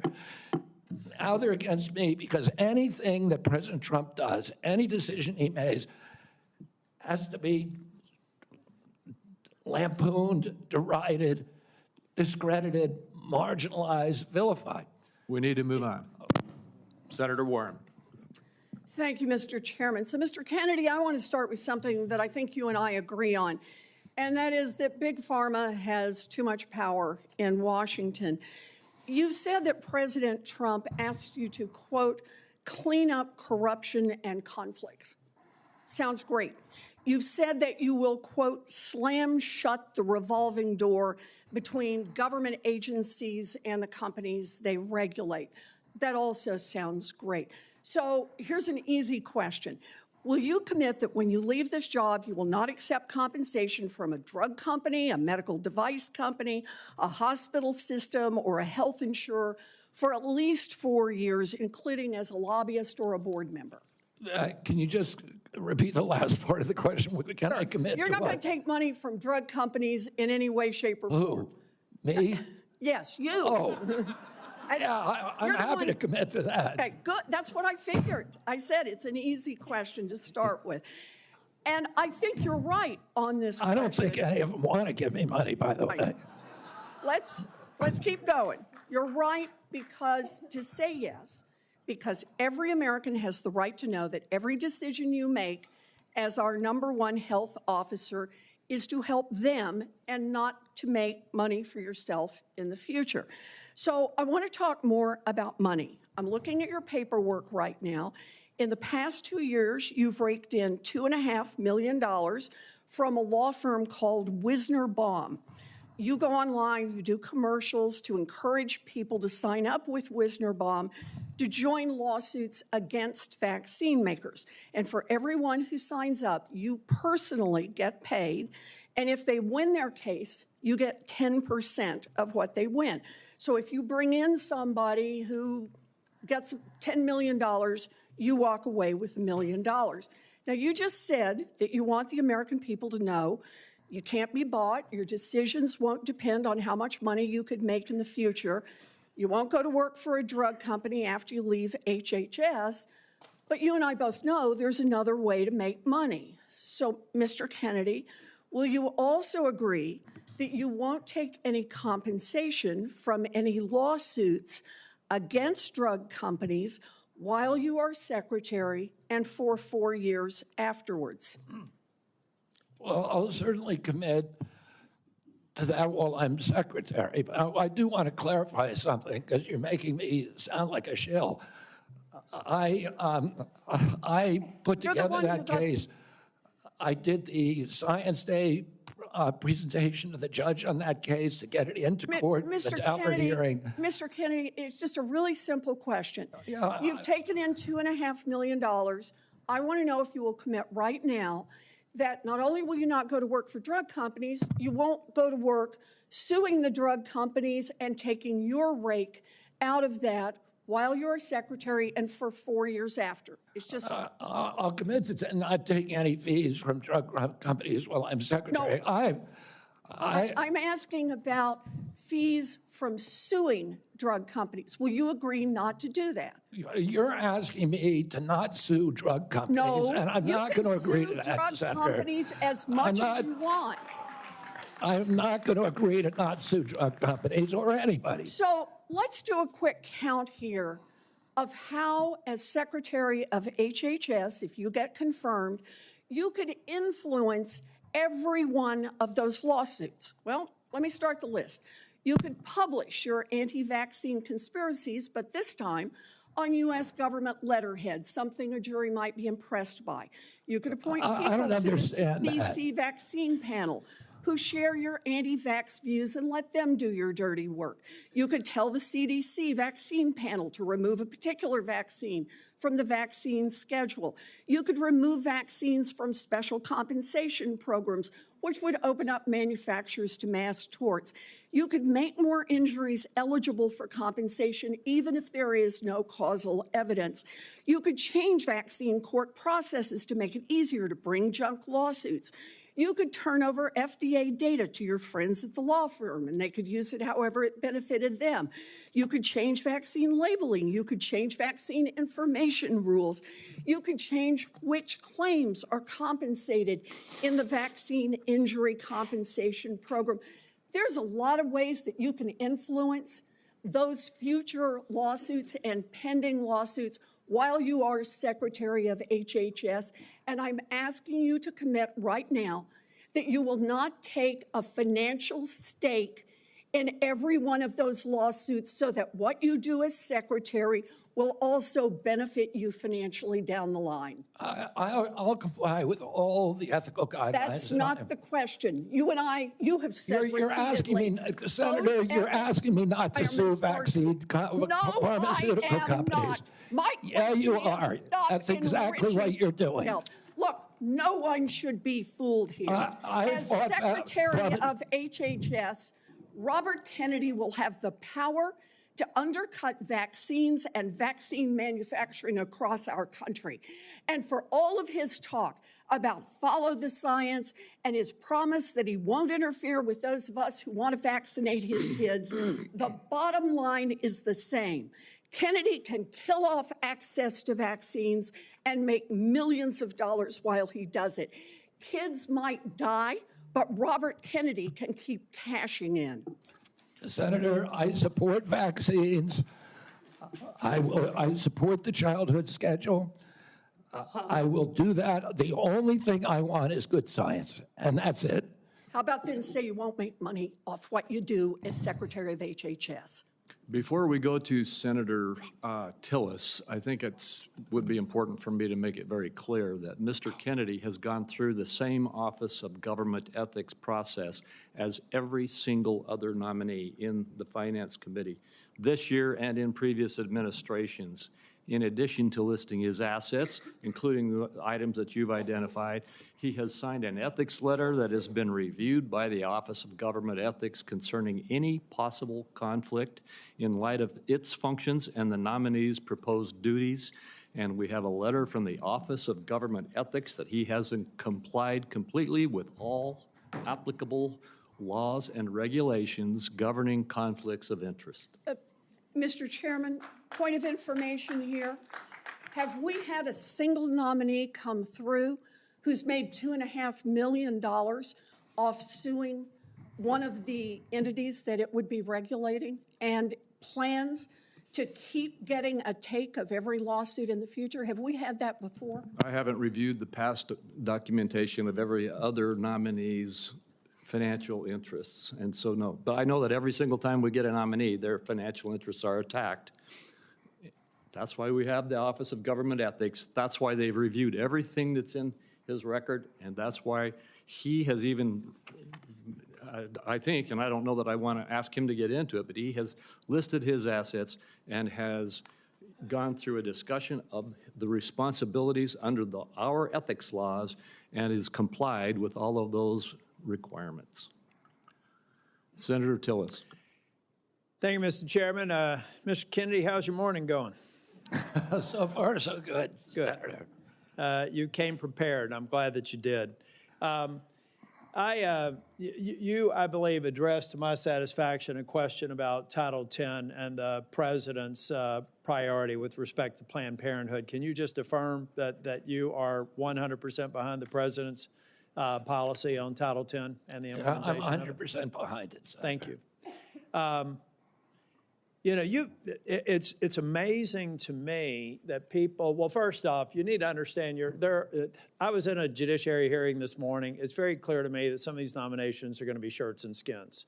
So no matter what you answer in the affirmative, they're going to ask you one more question so that you won't be able to answer in the affirmative. That's just the way the game gets played when we have nominees like yourself. So I think you're handling yourself well. I got a real quick question for you. Are you a conspiracy theorist? That is a pejorative, Senator, that's applied to me, mainly to keep me from asking difficult questions of powerful interests. I was told that I was a conspiracy theorist. That label was applied to me because I said that the vaccines, the COVID vaccine, didn't prevent transmission and it wouldn't prevent infection, when the government was telling people, Americans, that it would. I was saying that because I was looking at the monkey studies in May of 2020. I was called a conspiracy. Now everybody admits it. I was called a conspiracy theorist because I said red dye caused cancer. And now FDA has acknowledged that and banned it. I was called a conspiracy theorist because I said fluoride lowered IQ.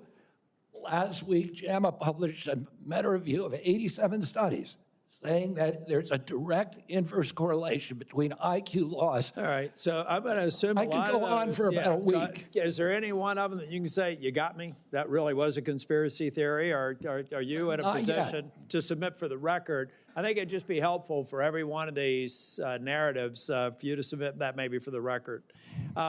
You said something about SNAP lunch. I was in the State House in North Carolina before I came here, and anytime I'd go visit an elementary school, the first thing I would do is go to the trash cans in the cafeteria. And what we have now are kids that are not eating the food because the dictates of the federal government have made it something that they don't want. But they say, well, it's a healthy alternative. It has processed materials in it, and it's not particularly attractive to them. So they throw it away. Trash cans full of food that these kids didn't eat. So then what do? They go eat snacks, or they go eat or they drink a sugared drink. The SNAP program, everything you've said about the SNAP program, I agree with. I think that we should be very, very strict about that, and it's going to make some people uncomfortable in the food manufacturing segment, produce healthy foods that we can put in the SNAP program. That's the way to address it. But we also need to look at the school health program. I was PTA president 22 years ago at my daughter's high school, and I feel like we've got these kids that need help. We've got to guide them through a process. Many of them are probably on Medicaid, and Medicaid's failing them. Everybody here says Medicaid is sacrosanct. Nobody's admitted that Medicaid is not producing positive health outcomes. Is that your problem with Medicaid right now, the program or the outcomes? Is the outcomes. We're spending $900 billion in our people are getting sicker every single year. Yeah, so And anybody who's President Trump building wants people to have it, Americans to have high-quality insurance. That's what anybody he's- who's building a case for the status quo of Medicaid is by extension saying that they're happy with the outcomes. I think it's unacceptable. I do have a question for you on Project Warp Speed. We supported the CARES Act. We had 97 people in the U.S. Senate vote for it. Everybody here. There was only one member of Congress that voted against it, I believe. And Project Warp Speed had CDC, FDA, NIH, and BARDA very much in the mix. Now, some people think that you're going to come in here and insert yourself into those agencies in a way that's never been done before. Let's say that they're a part of a future Project Warp Speed. Is it your intent to go in and do something that's never been done before based on my staff's research and insert yourself in a discussion that the scientists are dealing with in those different agencies? No, Senator, what I want to do is, I'm not a scientist. I want to empower scientists. I want to make sure that science is unobstructed by vested or economic interests. That's good. Or by bad culture. And I'll just say about Operation Warp Speed, it was an extraordinary accomplishment, demonstration of leadership by President Trump. When he promoted Operation Warp Speed, he was looking at all of the different remedies, including vaccines. Therapeutics, everything. Therapeutic, ivermectin, hydroxychloroquine, famotidine, even chlorine dioxide. And he was not looking at shutting down our country for the year, forcing people to wear masks for a year, forcing all social distancing that did not have any scientific basis, which Dr. Fauci has now acknowledged. He said, we took it out of thin air. But all of those changed during the Biden administration. And it became very narrowly focused. We ended up with the worst, the highest death count of any country in the world. Mr. Chair, if I can just ask one final question, and I think it's a one-word answer. I've heard a lot of people complaining about health care delivery, Medicaid. On the other side of the dais here, who's been responsible for health care policies over the last 4 years? The Biden administration. I mean, the president, the Biden, okay. Yeah. So I'd like to have heard more of those in oversight hearings over the last 4 years. I haven't, but I'm glad that there's an acknowledgement that you're inheriting a problem that needs to be fixed. Thank you. Thank you, Senator. Senator Sanders. Thank you, Mr. Chairman. Mr. Kennedy, thanks for being with us. I very much like the slogan that you coined, Make America Healthy Again. And I strongly agree with that effort. Despite spending, as you indicated, 2 or 3 times as much per capita on healthcare as other nations, we have 85 million people who are uninsured, underinsured. We have all kinds of chronic illnesses. Our life expectancy is lower than other countries. And for working class people in this country, they are living 6, 7 years shorter lives than the top 1%. We got a problem, okay? And I'm going to suggest some ideas that I think can remedy that. Last year, the insurance industry in this country made over $70 billion, while at the same time, 85 million Americans are uninsured or underinsured. Do you agree with me that the United States should join every other major country on earth and guarantee health care to all people as a human right? Yes? No? Senator, I can't give you a yes or no answer to that question. Health care a human right? Is health care a human right? In the way that free speech is a human right, yeah. I would say it's different because with free speech doesn't cost anybody anything, but in healthcare, if you smoke cigarettes for 20 years and you get cancer, you are now taking from the pool. Well, and so are you guaranteed the same right, or is there also a duty? I'm sorry. I'd love to talk for an hour with you. We got a few minutes left here. All right. Every other country on earth says healthcare, whether you're poor or rich, young or old, is a human right. I'm not hearing you say that. All right. You've talked about the drug companies, and maybe we agree on this one. As you all know, despite the drug companies making over $100 billion in profits, paying CEOs outrageous compensation packages, we, in some cases, pay 10 times more for the same drug. will you support legislation that I will introduce which says that in America we should not be paying a nickel more for prescription drugs than people around the rest of the world? Yes, no? To equalize it, Not to equalize it, that we should not be paying more than other countries for the same damn drug. President Trump has asked me, in fact, I had a meeting with President Trump a week ago where we showed him the charts. He knows the charts. We're paying 10 times more from Europe. That's right. And are you going to commit to us that you will end that absurdity? I think in principle we can. We should end that disparity. Good. Okay. That's great. All right. I happen to believe that climate change is real, it's an existential threat, and it is a healthcare issue. Donald Trump thinks that it is a hoax originating in China. Question is, in your judgment, is climate change a hoax or is it real, causing devastating problems? President Trump and I, from the beginning, from our first meeting, agreed to disagree on that issue. I believe climate change is existential. My job is to make Americans healthy again. All right, you believe that, you think I'm- you disagree with Trump, you don't think climate change is a hoax, is what I'm hearing. My job here is to I'm make just Americans asking you that, healthy. Mr. Kennedy, not a trick question. I answered your question, Senator Sanders. Okay, you disagree with the president on that. I answered your question. Okay. I'm going to pick up on a point that Senator Hassan made. Look, there is no question that abortion is a divisive issue in this country.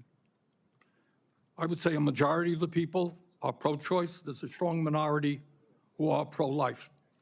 A year and a half ago, you went to New Hampshire, running for president, gave a speech, and you talked about government should not tell a woman what she can do with her own body. That's her choice. Now, I think everybody on that side is pro-life. I think everybody here is pro-choice.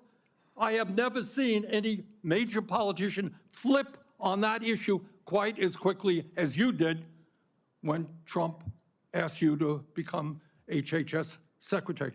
Tell me why you think people should have confidence in your consistency and in your word when you really made a major U-turn on an issue of that importance in such a short time.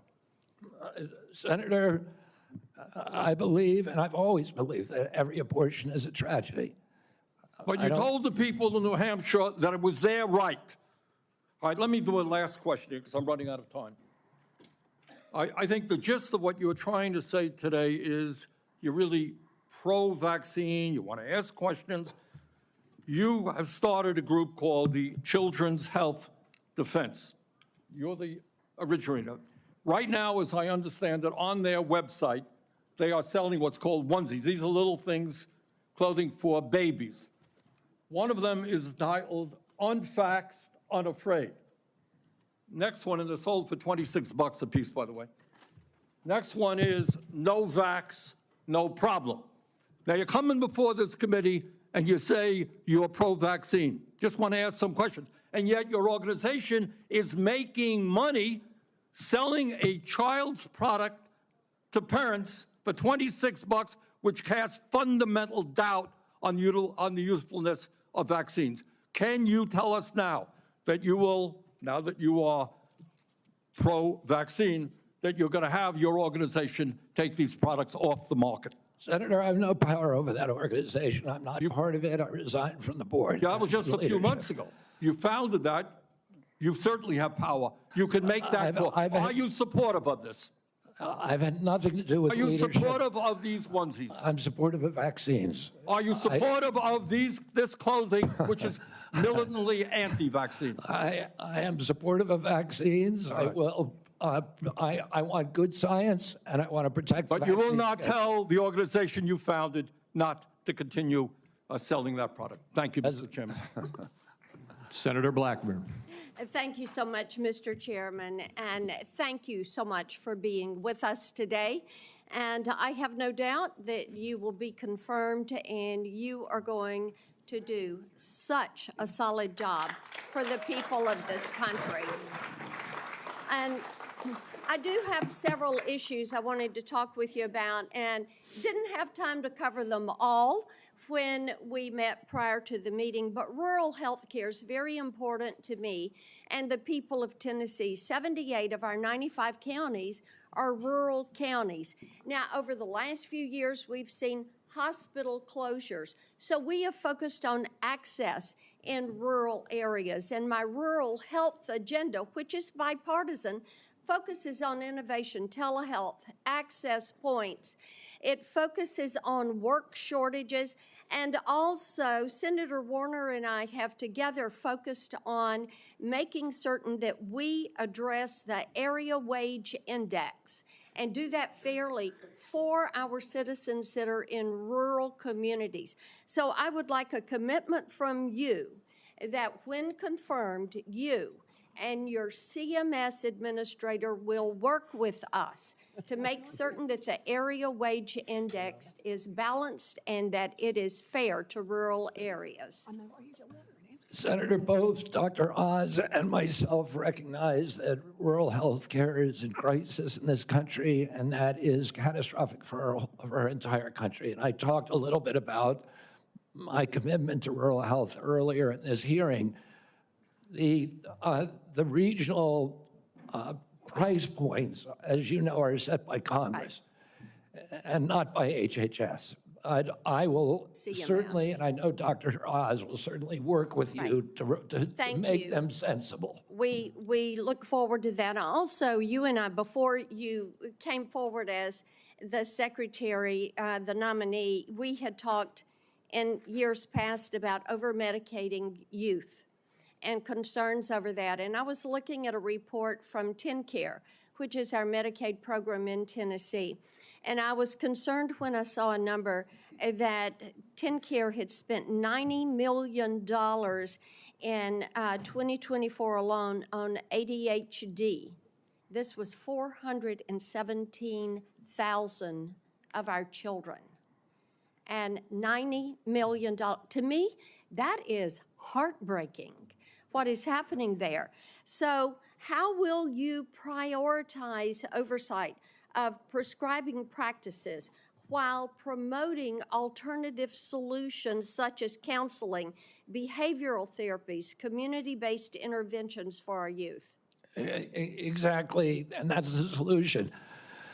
15% of American youth are now on Adderall or some other ADHD medication.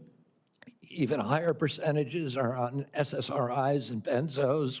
We are not just over-medicating our children, we're over-medicating our entire population.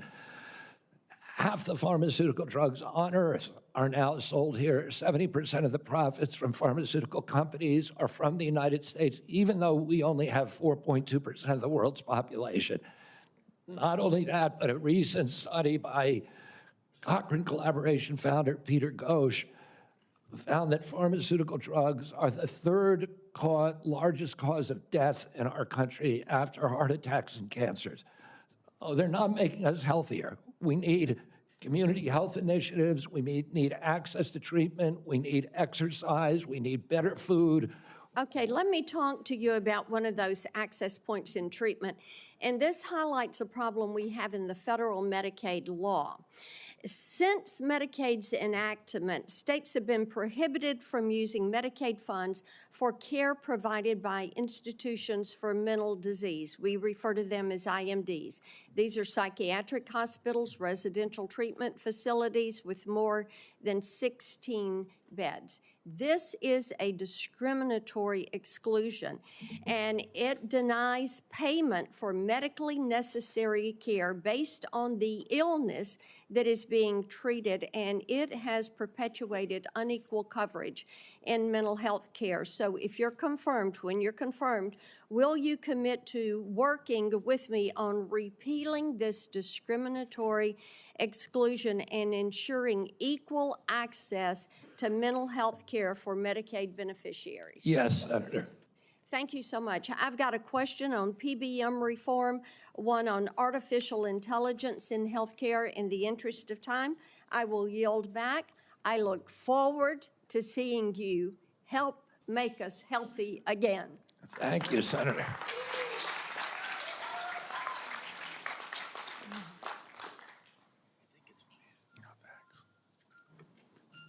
Senator Lujan. What? No, you're next. I'm next. Excuse me, I made a mistake. It's Senator Cantwell. Thank you so much. Thank you, Mr. Chairman, and congratulations on your nomination, Mr. Kennedy. And I've been absent only because I've been in another hearing with the nominee to be the Commerce Secretary. So I will review everything that you've said today and look at that diligently. But one of the things that I wanted to discuss with you is I represent a very big innovation state. And innovation in healthcare specifically. Innovation like NIH funding to the Fred Hutch Cancer Center that helped develop the HPV vaccine, which has the potential to eliminate over 95% of cervical cancer. NIH also funds a lot of jobs and grants, nearly 11,000 people in the state of Washington and over $1.2 billion worth of grants. So while I agree with you on healthy foods, I definitely am troubled by the medical research side of innovation and some of the things that you have said. In fact, this issue about laying off 600 employees at NIH, or giving the fact that, to quote, give infectious disease a break for 8 years. So we've had a chance to talk about this a little bit, but the most striking example of this is when COVID hit. And we were the first in the nation. We had the first case, and it really was the fast response by the University of Washington that really helped save lives. So I just want to know that, are you aware of how harmful these issues could be for public health? That public health in and of itself could be affected by these kind of anti-science views? Senator, I have always been a science person, a pro-science person. I believe in evidence-based medicine and gold standard science.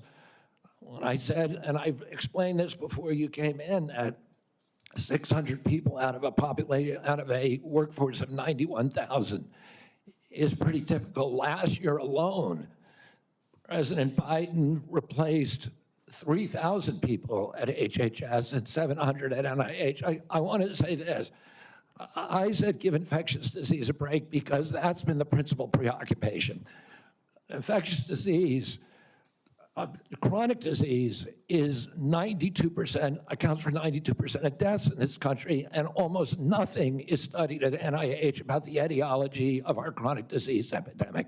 But right now, the money is going to infectious disease. But I get your point. It's an interesting point. The problem is we had to respond, and it's actually the Gates Foundation and a flu cohort that figured out what was wrong, and that we had an outbreak of COVID that was going beyond the very first case.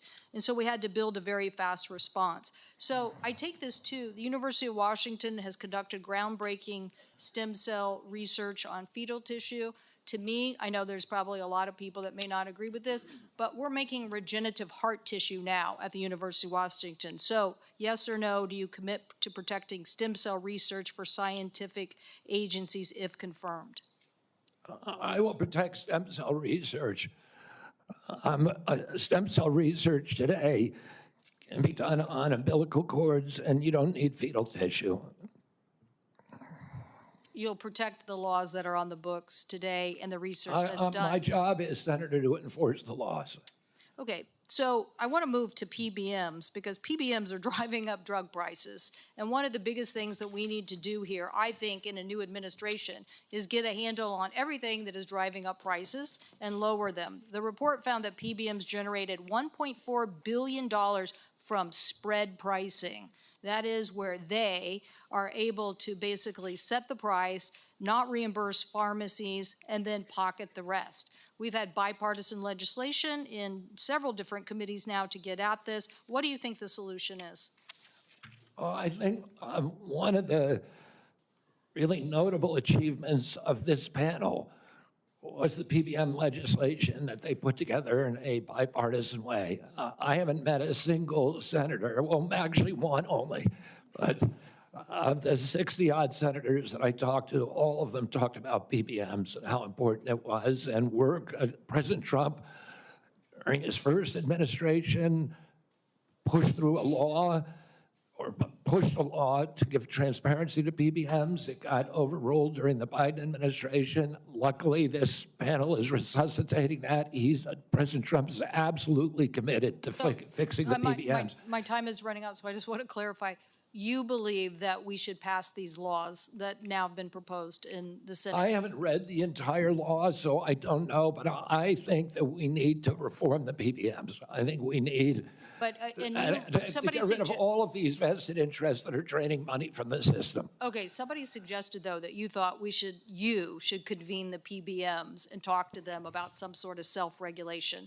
So I am trying to distinguish between these people who basically are doing illegal activities and ripping off, really, they're creating pharmacy deserts in my state. So I'm asking you whether you believe that we have to legislate in this area. Again, I'm not being evasive. I just don't know exactly what the law says. I met with the PBMs. I met with pharma. My job is to meet with all the stakeholders. I've been meeting with stakeholders for 40 years. People I was suing, you want to hear from the other side. Well, that doesn't mean I would let the PBMs write their own ticket. Okay, I think I support the efforts of this committee to come up with bipartisan legislation. President Trump wants to get the excess profits away from the PBMs and send it back to primary care, to patients in this country, to high-quality health care. I'll ask you for the record, since my time's expired, to look at the legislation that came out of the Commerce Committee that defines the legal activities that they are doing to drive up prices, and get us an answer for the record. Thank you, Mr. Chairman. In principle, I support that legislation. Thank you, and let me just tell you the list as we have to move forward to the ending here.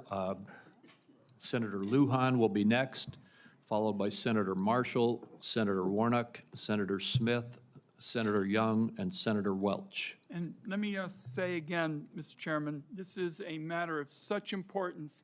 A number of my colleagues would like a second round, and I think it would be important to offer, say, a modest amount of additional time to get into this on both sides. I know I have some questions, but I want my colleagues to have the opportunity to raise their concerns as well. Well, I've said, as I have indicated to you, Senator Wyden, I'm not going to do a second round. I have been very generous with the senators. I think almost every single senator has had 7 minutes at least. And I will give you a second, as is our practice between the two of us. I'll then divide my time up with my colleagues. Okay, you are welcome to do that. Thank you. Senator Lujan. Thank you, Mr. Chairman. Mr. Kennedy, when we met, you stated to me that it is not your goal to take away programs that work for Americans. Do you stand by that statement? Yes, Senator. Mr. Kennedy, do you know how many Americans rely on Medicaid? It's about 72 million plus the 7 million kids who are on CHIPS. Appreciate that, 72 million. Yes or no, is it important that expectant mothers and newborns have access to health coverage? Is it important that expectant mothers and newborns have access to health coverage? Absolutely, Senator. Mr. Kennedy, do you know how many babies born in this country are covered through Medicaid? I would guess, I don't know the answer, I would guess about 30 million. I have it, Mr. Kennedy. About 41% or 1.4 million babies births are financed by Medicaid, according to the National Center for Health Statistics. Yes or no, do you believe that Medicaid is a critical program? I believe that Medicaid is a critical program, but that it's not working as well as it ought to be. And President Trump has asked me to make it work better, that most Americans are not happy with it. The premiums are too high, the deductibles are too high, and everybody's getting sicker. Too much money is going to the Kennedy, insurance industry. I have a series of yes or no questions. They're pretty simple. because you heard we're not going to get a second round of questions, I ask for your indulgence to be able to get through them, yes or no. In New Mexico, as you know, Medicaid is often measured state by state. It might surprise you if you look at some of those surveys. In New Mexico, the response was 90% of New Mexicans on Medicaid report satisfaction getting care, 80% getting specialist care, 85% getting urgent care, 95% ease of filings out of focus. Not to pick on any one of my colleagues, but in Louisiana, 86% of people on Medicaid are satisfied with their interactions. 83% are satisfied getting care. 85% are satisfied getting specialized care. 82% getting urgent care. I can go on state by state, but we don't have the time today. Yes or no, do you support cutting Medicaid or reducing, and especially in an area where you and I spoke about with the federal investment in Medicaid, which is known as FMAP? President Trump has not told me to, that he wants to cut Medicaid. He's told me to make it better. Do you support cutting, yes or no? Let me ask you this way, since it's only about President Trump. I support making it better, Senator. If President Trump asked you to cut Medicaid, will you do it? Well, it's not up to me to cut Medicaid. It would be up to Congress. And You don't I'm going to work. I'm going to work. Mr. Kennedy, you don't want to answer? I'll move on. Do you know how many states will end? Mr. Chairman, if I may pause my time. So I understand that people are getting asked to leave if they stand up with signs, but there's a lot of other as well, Mr. Chairman. So it needs to be extended to everyone. As Mr. Kennedy said, we should respect each other when we have a difference of opinion. We're just trying to do our jobs here and trying to ask questions. That's all. And that's all I'm doing with Mr. Kennedy, folks. So I just hope that we can Senator do that. Lujan, you are right, and I ask the audience to please be respectful. Thank you, Mr. Chairman. I appreciate that very much. Mr. Kennedy, do you know how many states will end their Medicaid expansion if the federal share of Medicaid drops? Well, there's 40 states that have signed on to the expansion. So, It's a smaller number. So it's 9 states would quickly have to end their expansion because of the laws that they have. That's about 4 million folks across the country. And in New Mexico, Iowa, and Idaho, they have triggers that it would immediately have to go into effect if, in fact, that gets cut. The reason I'm asking those questions is there's been a lot of chatter and conversations around Medicaid. Now, I agree we can always do better, and we must be doing better in America. But Medicaid has been shown to improve health outcomes, including mortality, quality of life, and access to preventative care as well. And there's some areas, Mr. Kennedy, that you and I touched on specific to Native American communities. One of the concerns that I have are these programs matter to folks. You shared your passion about caring for folks. I believed that passion. My question in this area is, as you know, when folks are doing research and they're going to check to see if medicine works on someone, if they're not included in that trial, it often doesn't help them. That's what all the evidence shows. So what are you going to do when programs are eliminated to require the inclusion of Native Americans in clinical trials when it comes to life-saving medicine? I'm going to do everything I can to make sure that there's Native Americans in clinical trials. As I said to you when I visited your office, I spent 20% of my career working on Native issues. My family's been deeply involved with them. My father and uncle were big critics of the Indian Health Service, a failure to deliver good health results or health care on the reservations. I'm going to bring a Native in for the first time in history into my central office, that all the major decisions in my office will be that he will have it. We've already interviewed candidate, a very, very good candidate, will have direct impact on all the major offices. One of my priorities is to improve. I appreciate that. I have a follow-up in that space specifically. Will you commit to finalizing the congressionally mandated FDA guidance to increase clinical trial diversity? Just repeat that again. I'm sorry, Will you Senator. commit to finalizing the congressionally mandated FDA guidance to increasing clinical trial diversity? Yes. I appreciate that. Will you commit to reinstating all of the pages that were eliminated and people that were fired from this administration that have this responsibility? I cannot commit to that because I don't know who they are. Well, there's I'll some commit folks to out there doing the working work. with you to make But sure Mr. Kennedy, those positions are adequately staffed. I will follow up in writing in those specific areas because I think there's some commonality here, but answers matter. And so I'd like to get those as timely as possible. The last thing, Mr. Chairman, that I'll say is one of the conversations I had last before this hearing was with a family that I've been working with to work with my Republican colleagues when it comes to autism and federal programs and making a difference in these families' lives and this little girl's life. What I'm asking now, Mr. Chairman, is unanimous consent to enter into the record an article from Autism Speaks titled, quote, "Do Vaccines Cause Autism?" End quote. And I'll note that the first sentence states, quote, "Vaccines do not cause autism," end quote. Thank you. I yield back. Without objection. And before we move on, we've had a request from several quarters for a quick restroom break. We will take a 5-minute recess. I'm sorry to those remaining 5 or 6 senators who must wait a few minutes, but we will have a quick break. We will be back as soon as we can.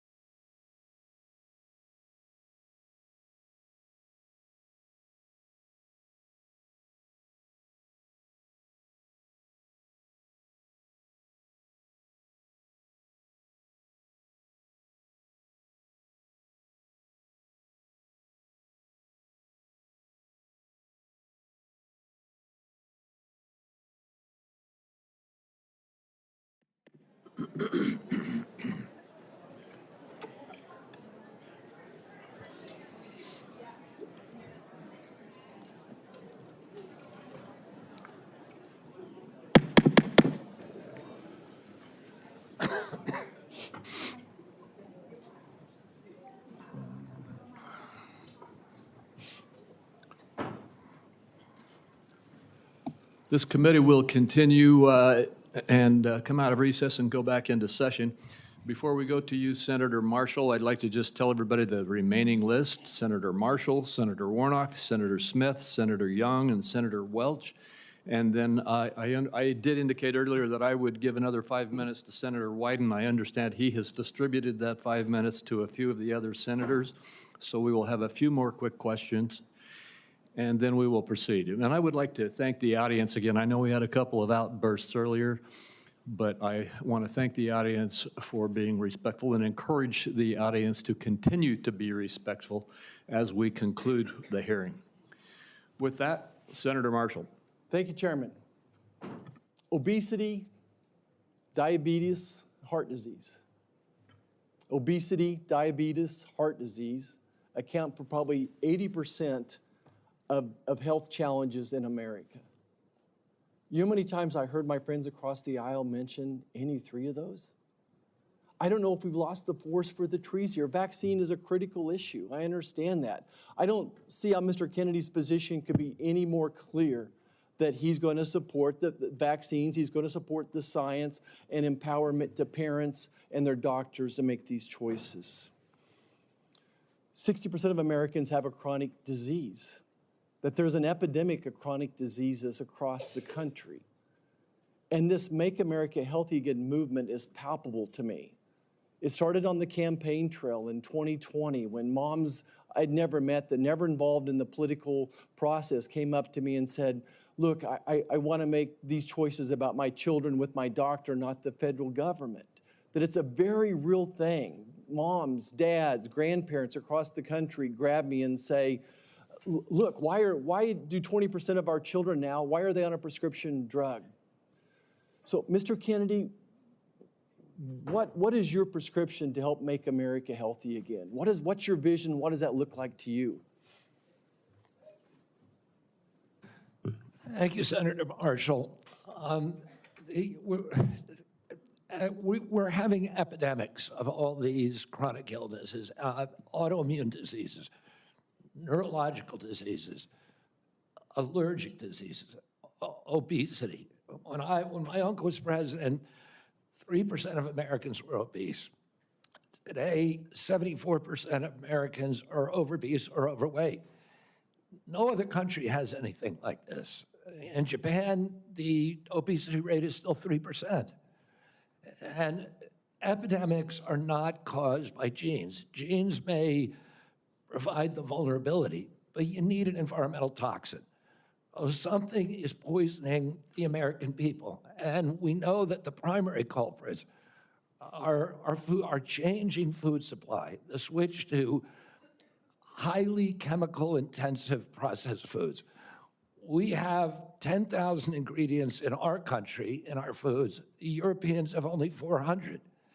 If you buy McDonald's French fries in our country, there's 11 ingredients, my understanding. In Europe, there's only 3. If you buy Fruit Loops in our country, they're loaded with food dyes, with yellow dye, red dye, blue dye, and many other ingredients. The same company makes the same product with different ingredients for Canada and Europe. And at age, we don't have good science on all these things. And that is deliberate. That's a deliberate choice not to study the things that are truly making us sick, that are not only contributing to chronic disease, but to mortalities from infectious disease. We need to get a handle on this, because if we don't, it's an existential threat. Our country is not going to be destroyed because we get the marginal tax rate wrong, or because we get one of these culture war issues that we've been talking about today wrong. It's going to be destroyed if we continue down this trajectory of chronic disease. We need to fix our food supply, and that's the number one. Thank you, Mr. Kennedy. Certainly, I share your concern with ultra-processed foods. On the other end of this food chain are my farmers and ranchers back home. Would you just take a second and share your compassion, how you feel about farmers and ranchers, that they respond to the market. They don't dictate the market. They grow what the market is wanting them to grow. And Senator Hawley told me the other day that his brother-in-laws are all farmers. And he said 4 out of every 5 of his brother-in-laws has Parkinson's disease. And that kind of cluster we're seeing across farm country of cancers, autoimmune diseases, obesity, et cetera. Oh, it's, and we can now not export American food to Europe because the Europeans won't take our food. That's not good for farmers. We're also destroying our soil because some of the chemicals that farmers use destroy the microbiome. And that causes the erosion of the soil. You can't get water infiltration. Water pools up and it washes the soil off. Agronomists now estimate that we only have, if we continue doing these processes, only 60 harvests left before our soil is gone. So farmers are using seeds and chemicals that are, over the long term, are costing them and us. And what we need to do is we need to support the farmers. We need the farmers as partners if we're going to make them work.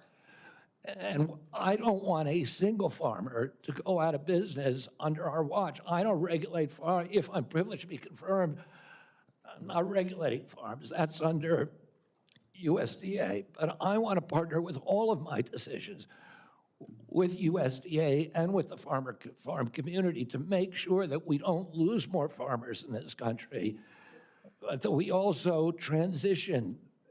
We offer and incentivize transitions to regenerative agriculture, to no-till agriculture, and to less chemically intensive. And by the way, I've also met with the chemical industry and the fertilizer and herbicide companies, and they want to do the same thing. Oh, and I think we're on the trajectory to do that, and we need to incentivize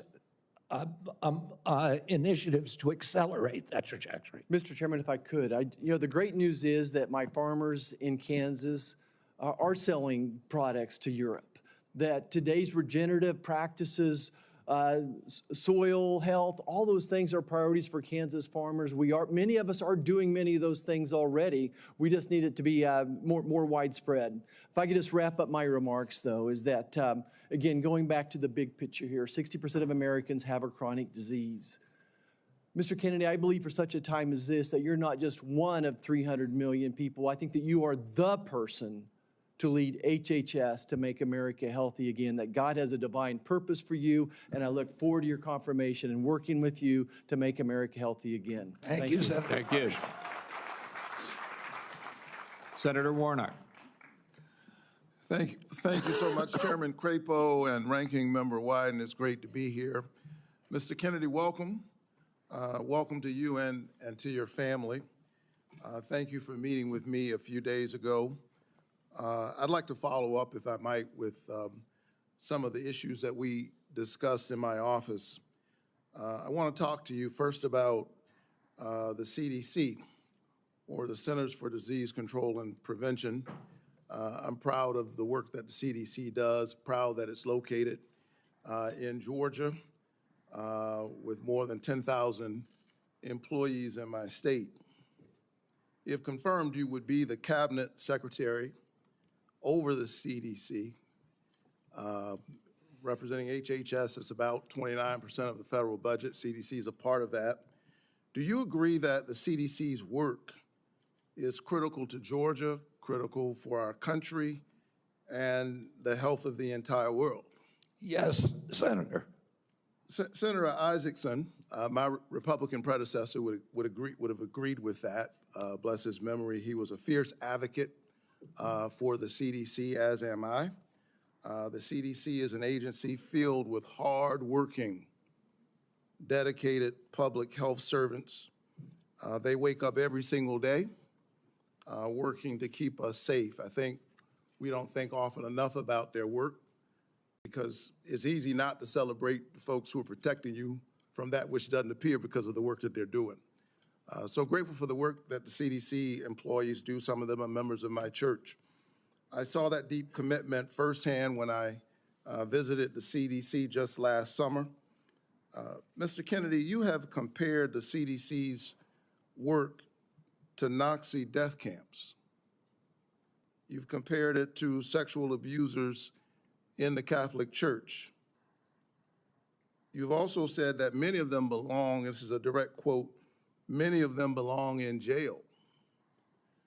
For me, those are disturbing characterizations of the CDC workers that I know who are trying to keep the American public safe every single day. And as you are presented as the nominee for this position, I need to know, do you stand by those statements that you made in the past, or do you retract those previous statements? Senator, I don't believe that I ever compared the CDC to Nazi death camps. I support the CDC. My job is not to dismantle or harm the CDC. My job is to empower the scientists if I'm privileged to be confirmed. So you retract those statements? I'm not retracting it. I never said it. Well, actually, I have a transcript of me saying that it's a Nazi death camp. Yeah, let me read your words. It says that the institution CDC and the vaccine program, is your description of their work, is more important than the children that it's supposed to protect. And you know, it's the same reason we had a pedophile scandal in the Catholic Church. It's because people were able to convince themselves that the institution of the church was more important than these little boys and girls who were being raped. That's pretty provocative language. You said in another statement to me, this is like Nazi death camp. I mean, let me finish. I'm just reading your words. I mean, what happened to these kids? 1 in 31 boys in this country, their minds are being robbed from them. Yeah, I was not comparing the CDC to Nazi death camps. I was comparing the injury rate to our children to other atrocities. And I wouldn't compare, of course, the CDC to Nazi death camps to the extent that any statement that I made has been interpreted that way. Yeah, I don't agree with that.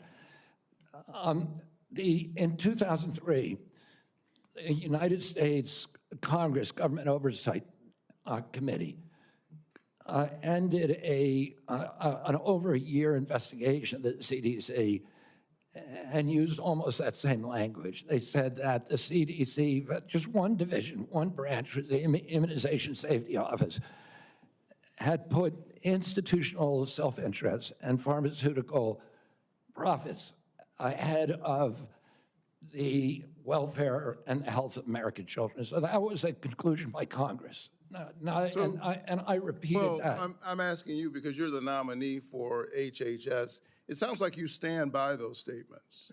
Senator, my objective is to support the CDC. There's nothing I'm going to do that is going to harm CDC. I want to make sure that our science is gold standard science, and it's free from that same Government Oversight Investigation Committee found that the panels, the ACIP panel within CDC, I think 97% of the people on it had conflicts. I don't believe that that's right. I think we need to end those conflicts and make sure that scientists are doing unobstructed science. So I want to enter this statement, by the way, into the record without objection. Without objection.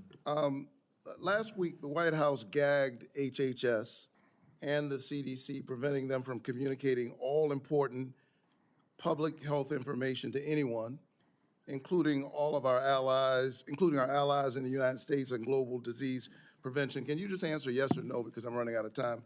Do you agree with that action? I was not consulted on it, but that's pretty much standard operating procedure for incoming administration. So you agree with the action that gagged HHS and CDC from communicating important public health information to the public? That directive made sure that no public health, and only non-essential travel and mass communications were temporarily suspended pending the confirmation of a new HHS secretary. This is standard operating procedure for every administration. I get it. I don't think what we've seen over the last several days is standard operation for new administration. I think we're seeing some unprecedented actions, but you agree with it. Last night, members of the CDC, along with other federal employees, were actually invited to resign, these buyouts. And I got text messages and folks I know who work from the CDC, for the CDC, that do this important work, who got that note.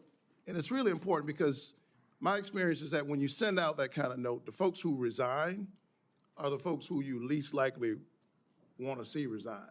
They got other options. They're gifted folks. They got a lot of expertise. They have options. A lot of them are doing this work because of their patriotism, because of their commitment. Do you agree with the buyouts that were presented to CDC employees just last night? I agree. At the vast majority of the scientists and experts at CDC are patriots and good government servants. Can you tell me yes or no? I don't think anybody's going to resign who's committed to making America healthy again. Can you just answer yes? Okay, you agree with the buyouts. In our meeting, I asked you to confirm your support for the Affordable Care Act. You also mentioned that you and President Trump want to fix the ACA by making premiums more affordable. Can you answer me yes or no, as I don't have a lot of time? Did you know that tax credits that help families afford health insurance and save Georgians an average of $531 per month per person are set to expire at the end of the year? Did you know that? I do. We need to move on. Do you support Congress extending these tax credits so that Americans can continue to afford health care? Congress has to make its own decisions about that. My instructions from President Chairman, Trump you're saying I'm running out of time, but I'm having a lot of trouble getting the witness to answer yes or no to a yes or no question. Well, and I've got one more question. You're almost at 9 minutes, sir. Well, I need him to answer yes or no. Yes or no? Do you I'm not going support? to answer yes or no to a question that's not susceptible to an honest yes or no answer. Okay, I can't We get an need to answer. move on. I think that the fact that you find it difficult to answer basic questions is deeply troubling for me as you present yourself as a nominee to run HHS. Thank you so very much. Senator Smith. I've been in courts all over the country, and prosecutors. Mr. Chairman, you told me I'm out of time, and the witness continues to filibuster even after I said I'm done. Senator Smith. Mr. Chair, thank you. Thank you, Mr. Chair and Ranking Member, and welcome, Mr. Kennedy. So, Mr. Kennedy, I don't have a question for you on abortion. I think that my colleagues on both sides of the aisle have covered this, but I want to say I can respect people who have different views than mine on this issue, but it's hard for me to respect people who won't give a straight answer to what they think on this issue in particular. Mr. Chair, I just want to note that I understand that anti-choice advocates have said that in these hearings they were looking to hear Mr. Kennedy provide some reassurance that he is on their side, and I'm not hearing that.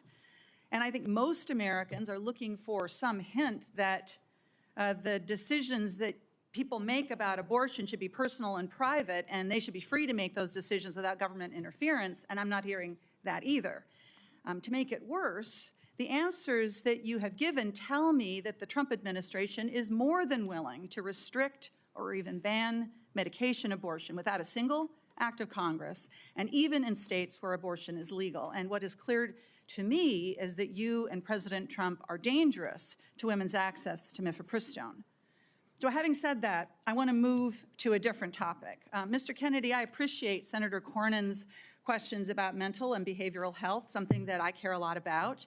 I know that you and your family have had personal experience with mental health challenges, as have I. And I agree that the mental health crisis in this country is a crisis. So let me ask you, in an interview in 2023 and again in 2024, you blamed school shootings on antidepressants. You said, and this is a quote, "There is no time in American history or human history that kids were going to shoot schools and shooting their classmates. It really started happening coterminous with the introduction of these drugs, with Prozac and with other drugs. So do you believe, as you've said, that antidepressants cause school shootings? This should be a simple question. I don't think anybody can answer that question, and I didn't answer that question. I said it So should be your answer studied. is, I said it should be studied along with other potential culprits, so like they may cause. social media. Yeah, but I don't know. I would never make, because there's no science on that, Well, Senator. there is, Senator, there is, Mr. Kennedy. Thank you for the promotion. The science shows that there is no link between school shootings and antidepressants. And in fact, most school shooters were not even treated with antidepressants. And of those that were, there was no evidence of association. You know, I don't think you my can say question that, is, Senator, because of HIPAA rules, nobody knows. well, that is, Mr. Kennedy, do you think that people who take antidepressants are dangerous?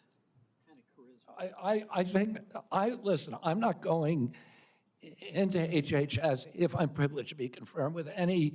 So you can't say that people to who- impose any preconceived ideas that I may have. I just want to have Okay, good science. So you're not saying that they aren't dangerous, which means that they could be said- dangerous. Let me ask you this. That's You've not true.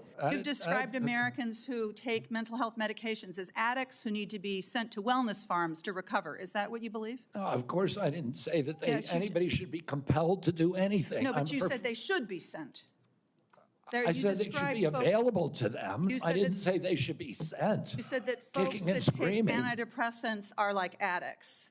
That I can provide that, Oh, I Mr. think Chair. they should have the availability. Listen, I know people, So- including members of my family, who've had a much worse time getting off of SSRIs than they did than people have getting off of heroin. It's the withdrawal period is, I mean, and it's written actually have on the s- label. I have some This is experience very with well this documented. myself, Mr. Kennedy. This is personal for me. When I was a young woman and I was struggling with depression, thankfully, I had the resources to help me get through it, including a new generation of SSRI uptake inhibitors, which helped to clear my mind, get me back on track to being a mom and a wife and a productive, happy person. And I'm really grateful for that therapy. So I have some experience with this, and I think that everyone should have access to that care. And your job as secretary is to expand access to care, not to spread lies and misinformation. And you know, the things that you say, Mr. Kennedy, they live on. They have impact. And you know, we're having this conversation at the same moment that my Republican colleagues are looking to try to figure out how to save money any way they can, and so they want to cut Medicaid. Let's just think about this for a minute, because you're going to be, should you be confirmed, you would be responsible for CMS, which provides mental and behavioral health care to millions of Americans. Close to 40% of folks on Medicaid have a behavioral health condition, and you would be part of this administration that would be looking to cut Medicaid. So, Mr. Kennedy, these statements that you've made linking antidepressants to school shootings, they reinforce the stigma that people who experience mental health every day face every single day. And I'm very concerned that this is another example of your record of sharing false and misleading information that actually really hurts people. Senator, you're Thank you, Mr. mischaracterizing my statements. I am only putting into the record what you have said, Mr. Kennedy. You're mischaracterizing my statements, and I'm happy that you had a good experience on SSRIs. Many Americans have very good experience on it. Others have That not. would be an issue between them and their physicians, and not for And the future exactly. head of HHS to be just putting out misinformation Exactly. about the dangers of SSRIs and other antidepressant medication, spreading the stigma and the fear that we're actually trying to overcome. Do you think physicians, when they make that prescription, ought to have access to good science? Of course they do, and That's don't all think I that- believe too. And you and I are in agreement, Senator. And to your point that you made when you made these statements, it was not based on good science. I don't know what it was based on. I was saying the science needed to be done. I was saying these are potential culprits. We're coterminous, and I named other things. I said video games. I said social media. I said SSRIs. SSRIs have a black box warning of suicidal, homicidal behavior. Mr. Chair, I will submit to the chair the information that I have about what Mr. Kennedy has said linking antidepressants to school shootings. Thank you. Senator Young. Thank you, Mr. Chairman. Good to see you, Mr. Kennedy. to follow up on that spirited exchange, in talking with you and reading about your vision for the department, you said one of your goals is to return public health agencies to the gold standard of scientific review. You've alluded to the gold standard a number of times today. So I'm going to give you an opportunity, uninterrupted, but hopefully not too extensive, to tell me and others what you mean by this gold standard. The gold standard means real scientific research with replication of studies, which very rarely happens now at NIH. We should be giving at least 20% of the NIH budgets to replication. We should make sure that all the science is published with the raw data. We should make sure that the peer reviews are also published. And I'll give you a quick example. 20 years ago, NIH scientists did a study on Alzheimer's, which they said it was caused by amyloid plaque. After that, NIH shut down studies of any other hypothesis. 20 years later, we now know that those studies were fraudulent. NIH has funded 800 studies on a fraudulent hypothesis, and we've lost 20 years in figuring out how to a cure for Alzheimer's. And that's just one example. I could give you hundreds. We need to end that. We need to end the old boy system. We need to have replicatable science and be completely transparent about raw data. Thank you, sir. In recent years, particularly during the COVID pandemic, there's been a lot of skepticism about our public health institutions. Some of this, I would say, is warranted, but it's now created a pervasive lack of trust from the public that these institutions are acting in bad faith or failing to act in objective criteria, failing, in short, to act in the best interests of the public. If confirmed, Mr. Kennedy, how will you work to regain the public's trust? I suspect it will take some time in these important public health institutions. Through radical transparency, I'm going to make these, the reason people don't trust the public health agencies is because they haven't been trustworthy. And you gave the example of COVID. At the beginning of COVID, everybody was rushing to get that vaccine. We had over 90% vaccination uptake. Yes, sir. CDC's most recent recommendation is that Americans take the 8th booster. Only 23% of Americans are complying. That means 77% of Americans no longer trust CDC, and that is the problem. Yes, sir. In the absence of full information, might it, I think agree with you, but I want your response. Might it make sense to share that absence of full information with the American people, that uncertainty? I think one of the things, by observation and experience, that I saw during the pandemic, because we had certain prominent doctors appear on television and indicate, no, you absolutely must not wear a mask. 2 weeks later, it's yes, you must wear a mask. But they were certain. And they even demonized people for not following the latest science, knowing there's a high level of uncertainty in that science. Would a measure of humility, and as you say, radical transparency demonstrates humility, help rebuild trust over a period of years? Absolutely. We need to tell Americans what we don't know. We need to make sure studies that reach a null hypothesis are also published. And that doesn't happen. Sir, I think you are right about why healthcare costs are so high in the first place. The answer is indeed chronic disease. 90% of our healthcare spending goes towards managing it, as you say in your open statement. It's not in the main because of waste, fraud, and abuse, although we know some exist. It's not in the main because we have greedy executives at innovative, world-class companies. It's not in the main because we haven't yet adopted an unsustainable Medicare for All scheme. It's because of this. So I'm encouraged that you intend to make that a point of emphasis as it pertains to your future leadership. I will say, with respect to COVID, it's not over for a lot of Americans. It's not over. I know the mission accomplished banner was convenient for the last administration. But as we continue to navigate the ongoing impacts of the COVID pandemic, we have many individuals here in the United States and around the world who are suffering from long-term health effects that significantly impact their quality of life, work, and daily activities, and they've been largely ignored. Funding for long COVID research was appropriated by Congress in December of 2020, followed by additional funding directed by the Biden administration in February 2024. Patient groups and industry publications have criticized the slow pace of clinical trial design and enrollment. If confirmed, will you collaborate with healthcare providers, researchers, and effective communities to better understand and mitigate long COVID's impact? Yes or no, please? Absolutely, Senator. There's 16 million Americans. Will you commit to prioritizing long COVID research and integrate this work into broader healthcare policies? Yes or no, please? Yes.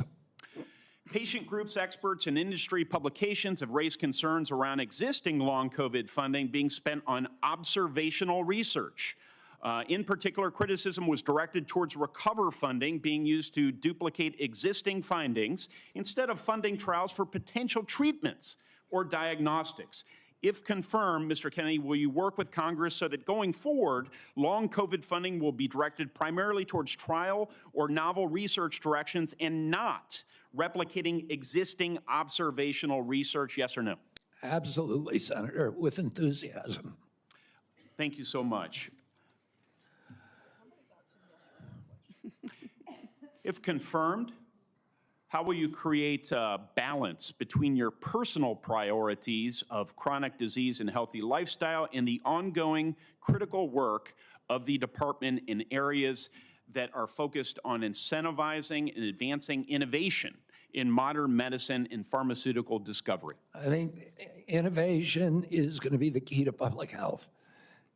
And we have a unique opportunity now in history because of AI, because of telemedicine, and because of the quality of people that are now coming to HHS to actually save public health. But it's all going to rely on innovation, and I don't want to do anything that inhibits or impairs the pace of innovation.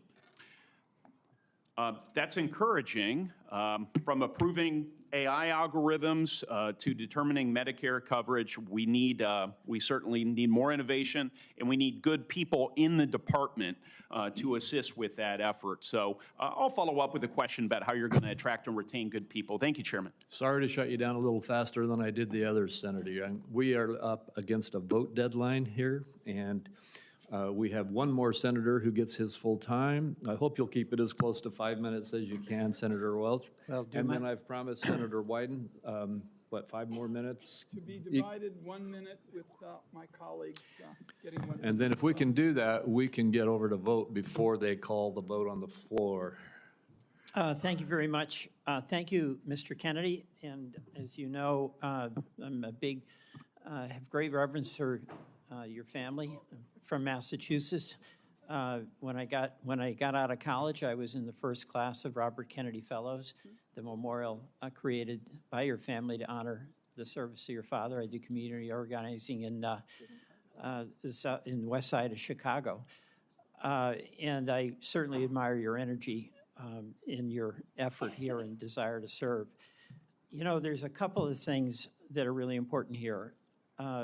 This is not just about a debate on vaccines. It's a debate about the qualifications, experience, and priorities as to the person that will head Health and Human Services.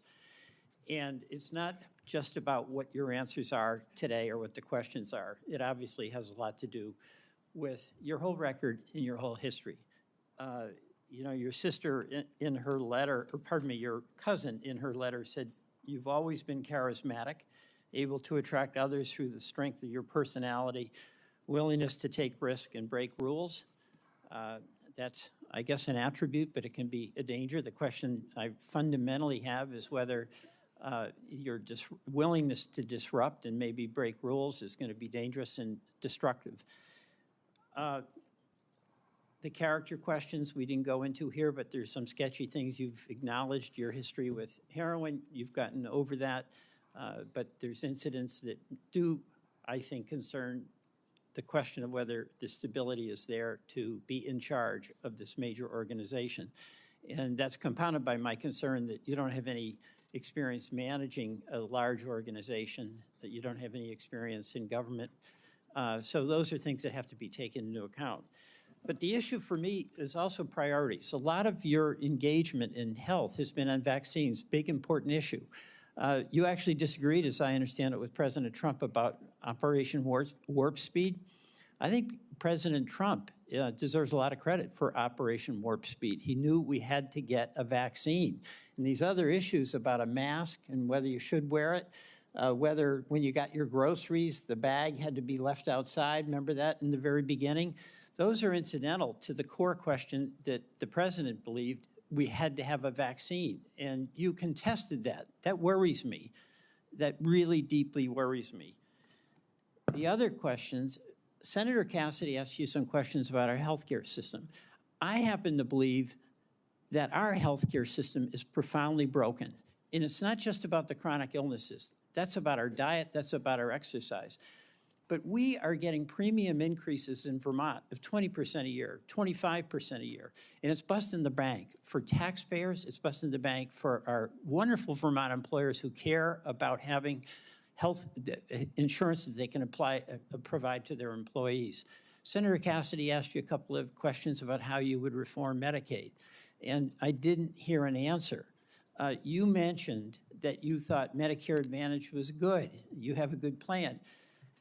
No focus on what an incredible ripoff was reported in the Wall Street Journal by United Healthcare, which was marketing Medicare Advantage and then paying doctors and nurses where they had assignments essentially to diagnose illnesses that didn't exist. So they made billions and billions of dollars.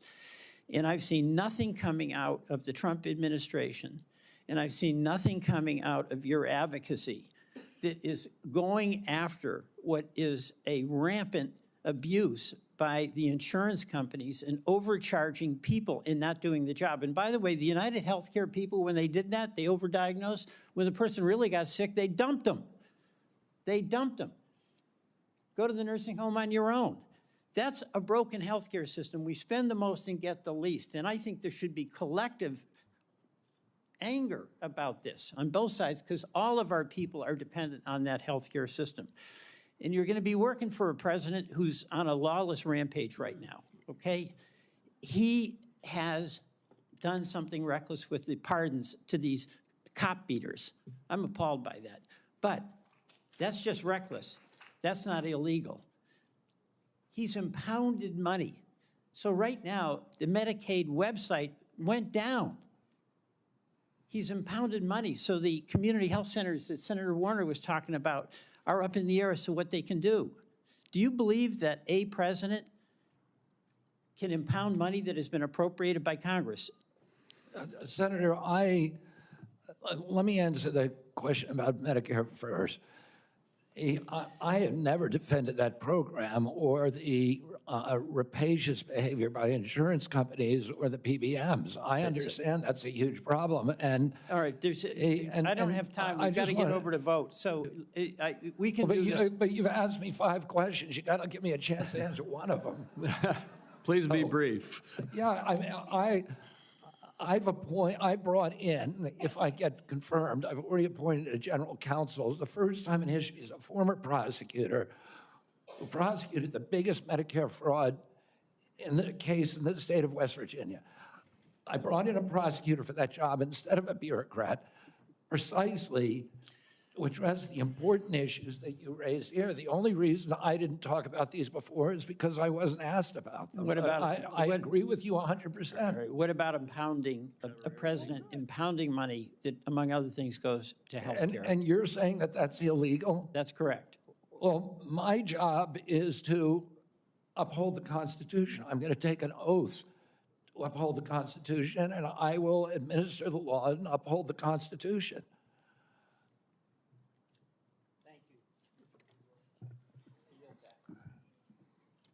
Mr. Chairman, I believe Under what we've discussed, I control 5 minutes. I'm going to take one and give one to each of my 4 colleagues that remain.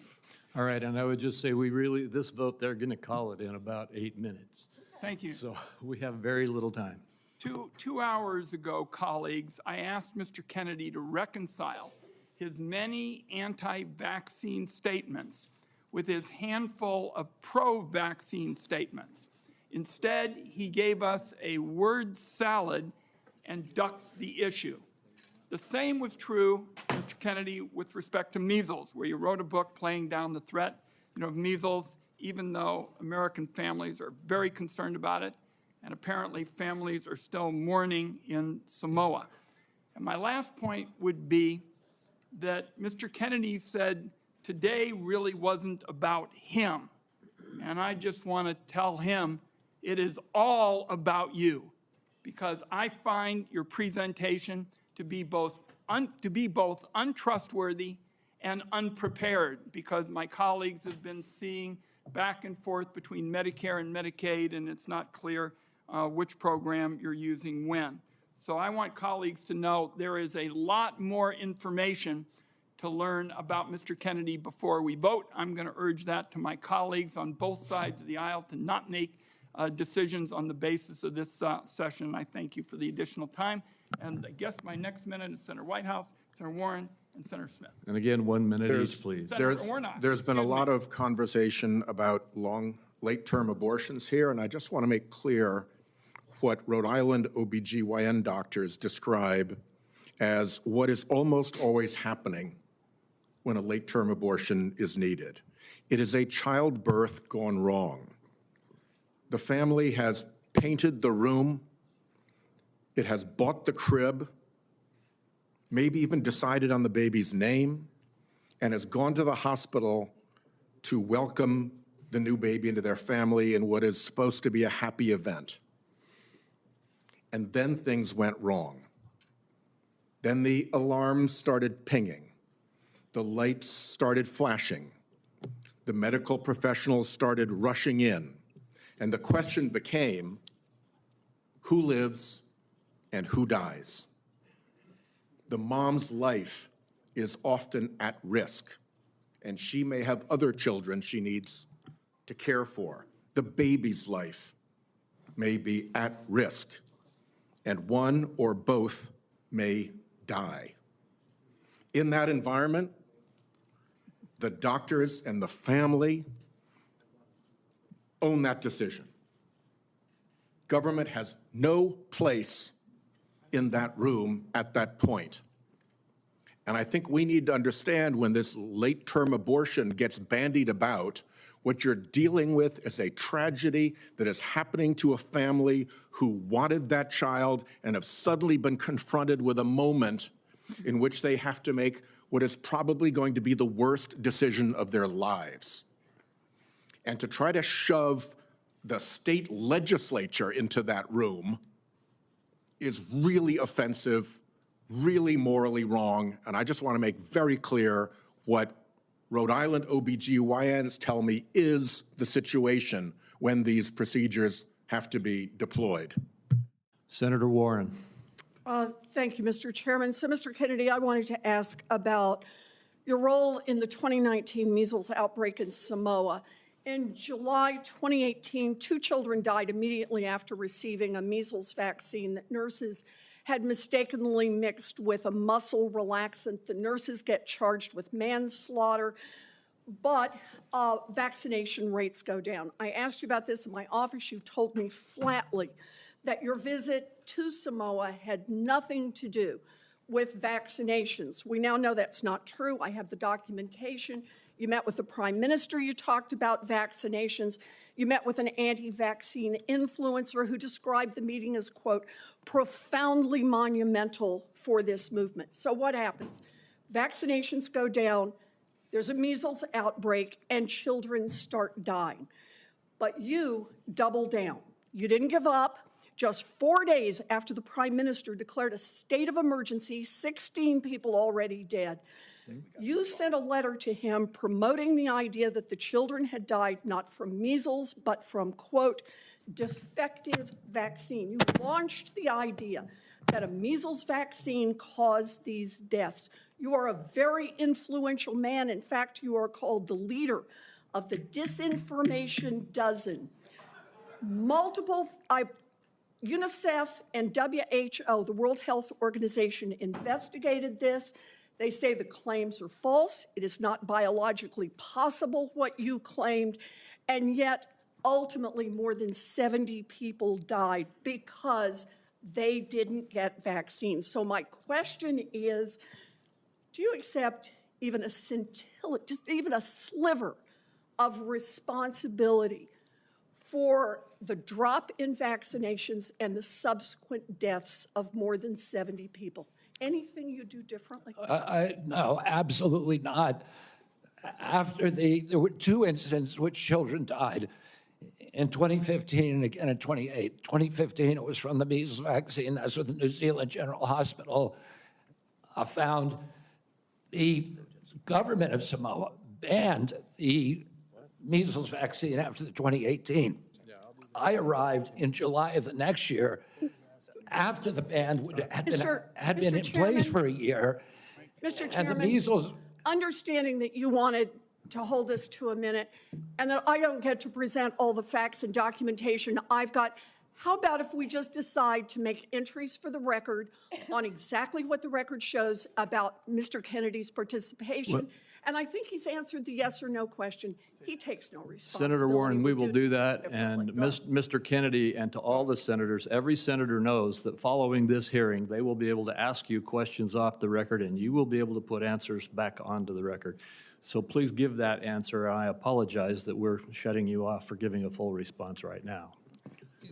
Senator Smith, and thank we you. are way over time. Thank you, Mr. Chair. So, Mr. Kennedy, you have said that you want to give infectious diseases a break for about 8 years. You spoke about this with Senator Cantwell. My question to you has to do with avian flu. Over 100 million birds culled. The disease has spread to dairy cows, and there are now 67 confirmed human cases and 1 death. So, Mr. Kennedy, do you intend to give research on bird flu a break? no, I intend to devote the appropriate resources to preventing pandemics. That's an essential part of my job. What do you think is causing the avian influenza? I think the H5N1 virus is. So that's good to hear, because in a recent book, I will submit this for the record because we don't have that much time, Mr. Kennedy has questioned the scientific basis for germs causing disease and the power of vaccines and antibiotics. I've never cure questioned disease. that, Senator. Well, I will submit that for the record. Thank you. Senator Warnock, 1 minute. I like the way you said that to the Baptist preacher. Thank you so much, Mr. Kennedy. Based on our conversations, it's my understanding that you support work requirements in Medicaid. In 2020, President Trump approved a proposal from Georgia state leaders requiring Georgians to jump through a number of onerous bureaucratic hoops and fill out even more paperwork to verify work and get access to health care. I ask this as someone who represents a state that has not expanded Medicaid. The federal government, because of this waiver, spent $70 million on Georgia's Medicaid waiver. 82% of that went to administrative costs. The point that I'm making is that the folks that they're insisting need to work, 90% of those folks are working, they are caregivers, or they have a disability. Let me give you one example. A woman I think of all the time, her name is Heather. She's a traveling nurse from Dalton, Georgia, who falls into the Medicaid coverage gap. Heather experienced a series of small strokes, leaving her unable to work full-time. She's dedicated her life to caring for patients, but now she can't afford her own medical care, out-of-pocket costs, because she doesn't make enough to qualify for tax credits to buy private insurance. What does Heather need? Does she need work requirements, or does she need access to health care so she can finally get healthy and get back to work? The individual that you described would need health care and not a work requirement. Thank you. Thank you. Thank you. Thank you, and we are done with the questioning now. Mr. Kennedy, I apologize to you, to the audience, and to all of my colleagues to have to rush it here at the end, but we have a vote on the Senate floor that they're going to close in about 3 minutes. I want to thank you for appearing before this committee. You have been accessible to the members and staff on both sides of the aisle of the Finance Committee throughout a rigorous process, and I want the whole world to know that you spent hours in meetings answering questions outside of this hearing and providing documents and responses on issue after issue after issue. You've gone through the most thorough vetting process that any committee in this Congress puts anybody through. And I think that you have come through well and deserve to be confirmed. I would like to remind my colleagues that the deadline for submitting any questions for the record is 5 p.m. today, 5 p.m. today. And Mr. Kennedy, we ask that you respond to those questions as quickly as you possibly can. With that, I'm going to leave you in this room and run over to vote. This hearing will be adjourned. I still encourage the audience to be polite and respectful no matter what side of the issues you may be on. And Mr. Kennedy, I look forward to working with you. Thank you, Mr. Chairman. We're adjourned.